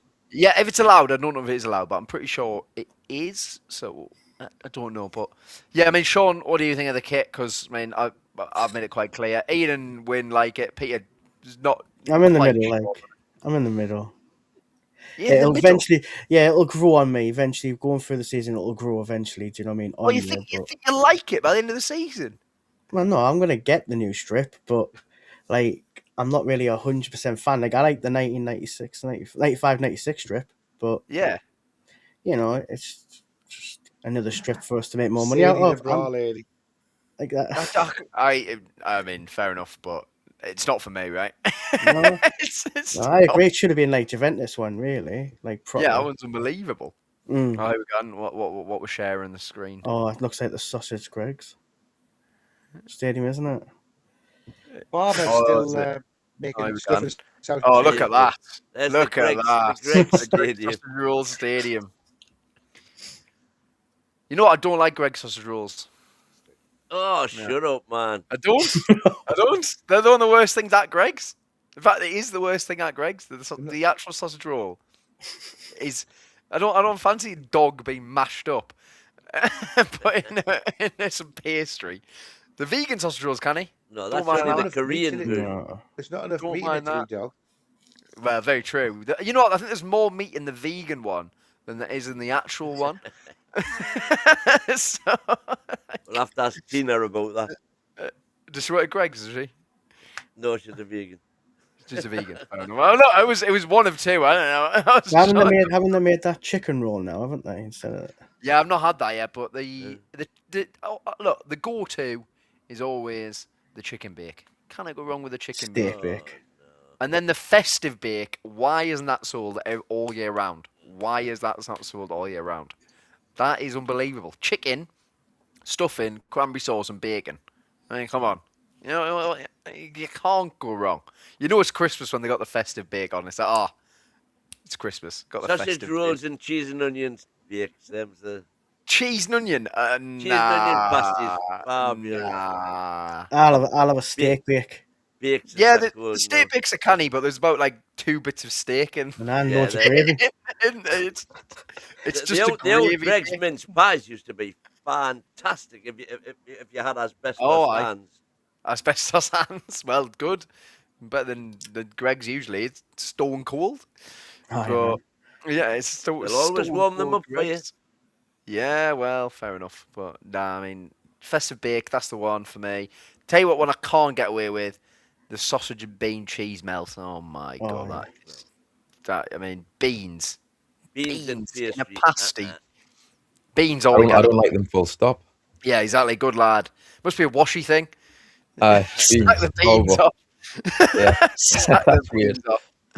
beans off. You'll be more Dixons, are you? Yeah, you know what? I tell They you are what. nice. My grandma used to get the Dixon's mince pie. We used to have that on a Saturday with mashed potato and gravy. Oh, unbelievable! That was outrageous. That better than Greg's actually. To be fair. Yeah. Greg's left Dixons trailing in that week. But They did. I was more into a dip, a Savoy dip from Dixons. Oh yes, yeah, fair, yeah. They still do that, I think, actually. To be fair. Yeah, they do. But, The pork sandwiches, pork sandwich with dip and peas pud. Oh, lush, man. Coupland's is not a bad shout. I like You know I what? like their Yeah. steak bakes. Where are there even any? Like, I think there's one in the galleries. Never. Yeah. I've got one. Yeah. There's one there. One in the Is there one in galleries. Newcastle? There's- Northumberland Street? Yeah. Milligan's is Northumberland Street, isn't it? Yeah. Aye. I don't know where else there is one. Coupland's. Google Colin Gregg and stop giving Greg's money. Stop giving Greg's money. Whoa, all right, fair enough. I mean, to be fair, it's expensive as out now. It used to be cheap as anything. It's doubled in price. If Greg's can make a drive-through, Greg's have made a drive-through. Yeah. I've got one. We've got one. Is it? Yeah. Is it in Whitley Bay? Is it? Or... No. Well, It's in concert in Dell. Is it in? Is there one in concert? Is there? Fair. Aye, in Dells. They built it. and Greg's drive-through. That is a dangerous game. That, to be facing fair, B&M. dangerous game. That Greg's drive-through. You're All right. gonna cause some problems There there. was one in wide open and all, Sandy. Yeah, that's what I was gonna say. I thought there was one in North Tyneside. I knew that, but I didn't know where it was. Because that was the first one. The cheeky Greg's takeaway. Well, anyway, this is took a diversion. However, we digress. You were on about the sponsor, weren't you? We're on about the sponsor. Greg's. Someone mentioned Greg's, and then you got to look. You got to talk about Greg's. We almost had Greg's lined up as a show sponsor, but you've kiboshed Oh, that. I've kiboshed that. No, wait, apologies, Greg. I like the vegan sausage roll and I like the chicken bake. And the festive bake, make no that. backtracking, no That's the deal. U-turns. That's the deal, right? If you make the festive bake all year round, you've got a fan for me and light for life. Don't worry about that. But if you don't make it all year round, whatever. You take it or leave it. No, but in terms of, right, now full on Frank Lampard transition. Right, anyway, back to the sponsor. I think it's just good news, isn't it, overall, that it looks like we're actually going to get a sponsor. Pies. How are you, man? Mr. King's Pie is the best. Mr. King's Pies? I don't know Mr. King's, but I know Dickman's. Dickman's Pies. Now you're talking. I don't know. Yeah, I don't know what Mr. King's Pies are. But I've not heard of Mr. King's, but Dickman's used to be in Pitt Street, just beside the brewery. Oh, yeah, fair. Yeah. Well, I've got no idea about any of them. But with a I don't know what you would call it, the juice on the top. They used to pour it in with a funnel on top of all of pork pies. Delicious. Oof. Yeah. Fresh out of the oven at 7 o'clock in the morning when we're on early shift at the brewery. Class. Love that. Yeah. But like in terms of actually the sponsor, because we've seen Chelsea go through all seasons without sponsors, which is just genuinely insane. So I think it's good that we've got some news on it. I think it's good from the Shields Gazette as well to keep it, if they know who it is, it's good for them to just keep it hidden. Because until the deal's done, the deal's not done, is it? So, like, but then that would be what, in the space of a few months, that would be a training ground sponsor, new front of shirt sponsor, and also the Sodexo deal extended and made bigger. I'd say that's a pretty good start for Dave Hopkinson, wouldn't you? I'd say it's a pretty good start for the guy who we appointed to replace. Oh yes, sorry, they just pronounced. Just got announced 3 people, didn't they? No, not the latest 3. When Silverman got the boot, well, I'm saying got the boot and moved on. The guy who replaced him. Oh yeah, I can't remember his name, but yeah, him. Cappy, is it? It's Calder. Kappa's the financial man, isn't it? Kappa's financial guy, isn't it? Yeah. That's what you're thinking of. The commercial director. These are all just like made up titles, aren't they? Like, it's the same job. I think Kappa's chief financial officer. Yeah. But you're thinking about someone who deals with the more of the commercial side. Yeah. But either way, it's good for that. If we get all those done, to me, that's what I need to see anyway. Like, I think that's the action over the words, isn't it? Do you know what I mean? Like, yeah. That is true. The right direction going forward, yeah. I think something though, for me, like that setup still seems a bit strange. I have to say, like I think with the boardroom and with, you've got this CEO Hopkinson, you've got commercial people in there doing good deals, making progress on that front. You've got Ross Wilson as the DOF, but I still think there's a bit of a vacuum there between Wilson. Dave O'Connor, yeah, that's one. Right. Yeah, go for it. No, go for it, Peter. So yeah, I just think like, you're asking, you've got a CEO who I'm not sure how much he actually knows about football. I mean, I don't mean to be, I'm not slagging him off when I say that. It's just a genuine question. I don't know if he's a football man. And so therefore you're leaning on Ross Wilson then to, to make the calls. But then he seems to have been brought in to very much work with Eddie and to assist Eddie Howe. And I don't think there's that. It kind of went from one end of the spectrum with Mitchell, where he's like a bull in the china shop, just completely stomping around the place and not getting along with anyone, to then Ross Wilson, where he's very much in the dressing room, he's with Eddie. Do we not need someone in between who's going to actually advise Hopkinson on, more of the footballing side of things? Because they've got a lot of commercial men there, but it just makes me wonder about that setup going forwards. But fair play on the commercial side, definitely. The deals they're doing now, I think you can only praise them for that, because they've definitely made non-PIF some deals progress. as well. That's the thing. Yeah. Yeah, no, you make a fair point, Peter. To be fair, but I think and focus on what they've been brought in to do their job. David Hopkinson has never said at any point, "I'm here to run the football side of things." He has said, "My job is the revenue side of it," and and look, from initially where it was kind of seemed like a lot of big words and nothing really happening. The last couple of months or so, we're actually seeing some stuff happening, and obviously he said when the training ground sponsor got signed off, he said at the end of his message, he said there's more coming, and he's been proven right. So yeah, Ian, I mean, looking in terms of that side of things, does feel like the club are doing as much as they can to try and catch up with all the other teams. Of course, we know that a new stadium, etc., would take us onto another level in terms of finances, but in terms of what they can do at the moment, seems to be on the right track. Absolutely. And I think if they could sort out what they were doing with the stadium, if they're going to have a new stadium, Great, they just have wouldn't to announce it. Yeah. They just have to then they can get a sponsor for it 3 years before it's open, and it can become the Greg Stadium from concept. They could be bringing some cash in for that. All All roads about getting the lead name to out Greg's, there, innit? innit? Aye. The Dixon Well, Stadium. Greg's is easy. I'm not sure Dixon's have the money, to be honest. But No Milligans. It wouldn't surprise me if we didn't know that there's going to be a new stadium. We're planning to open it in 5 years' time, and it's called this. And then there'll be a first deal for the stadium sponsor to have their name attached to it as it's being built. Yeah, I think that's fair enough. Right, well then. Chance your arm for it. No, fair enough. And well, that is going to be us for the evening. So, well, let's see what happens in the next week or so for Newcastle United. But thank you very much, everyone, for joining us. As usual, the World Cup's starting soon, so we can start watching some international football again.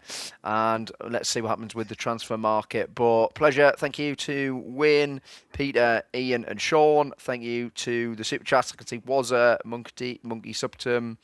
Is there any more, Wayne? I haven't. Geordie Dan as well. Geordie Dan, and obviously,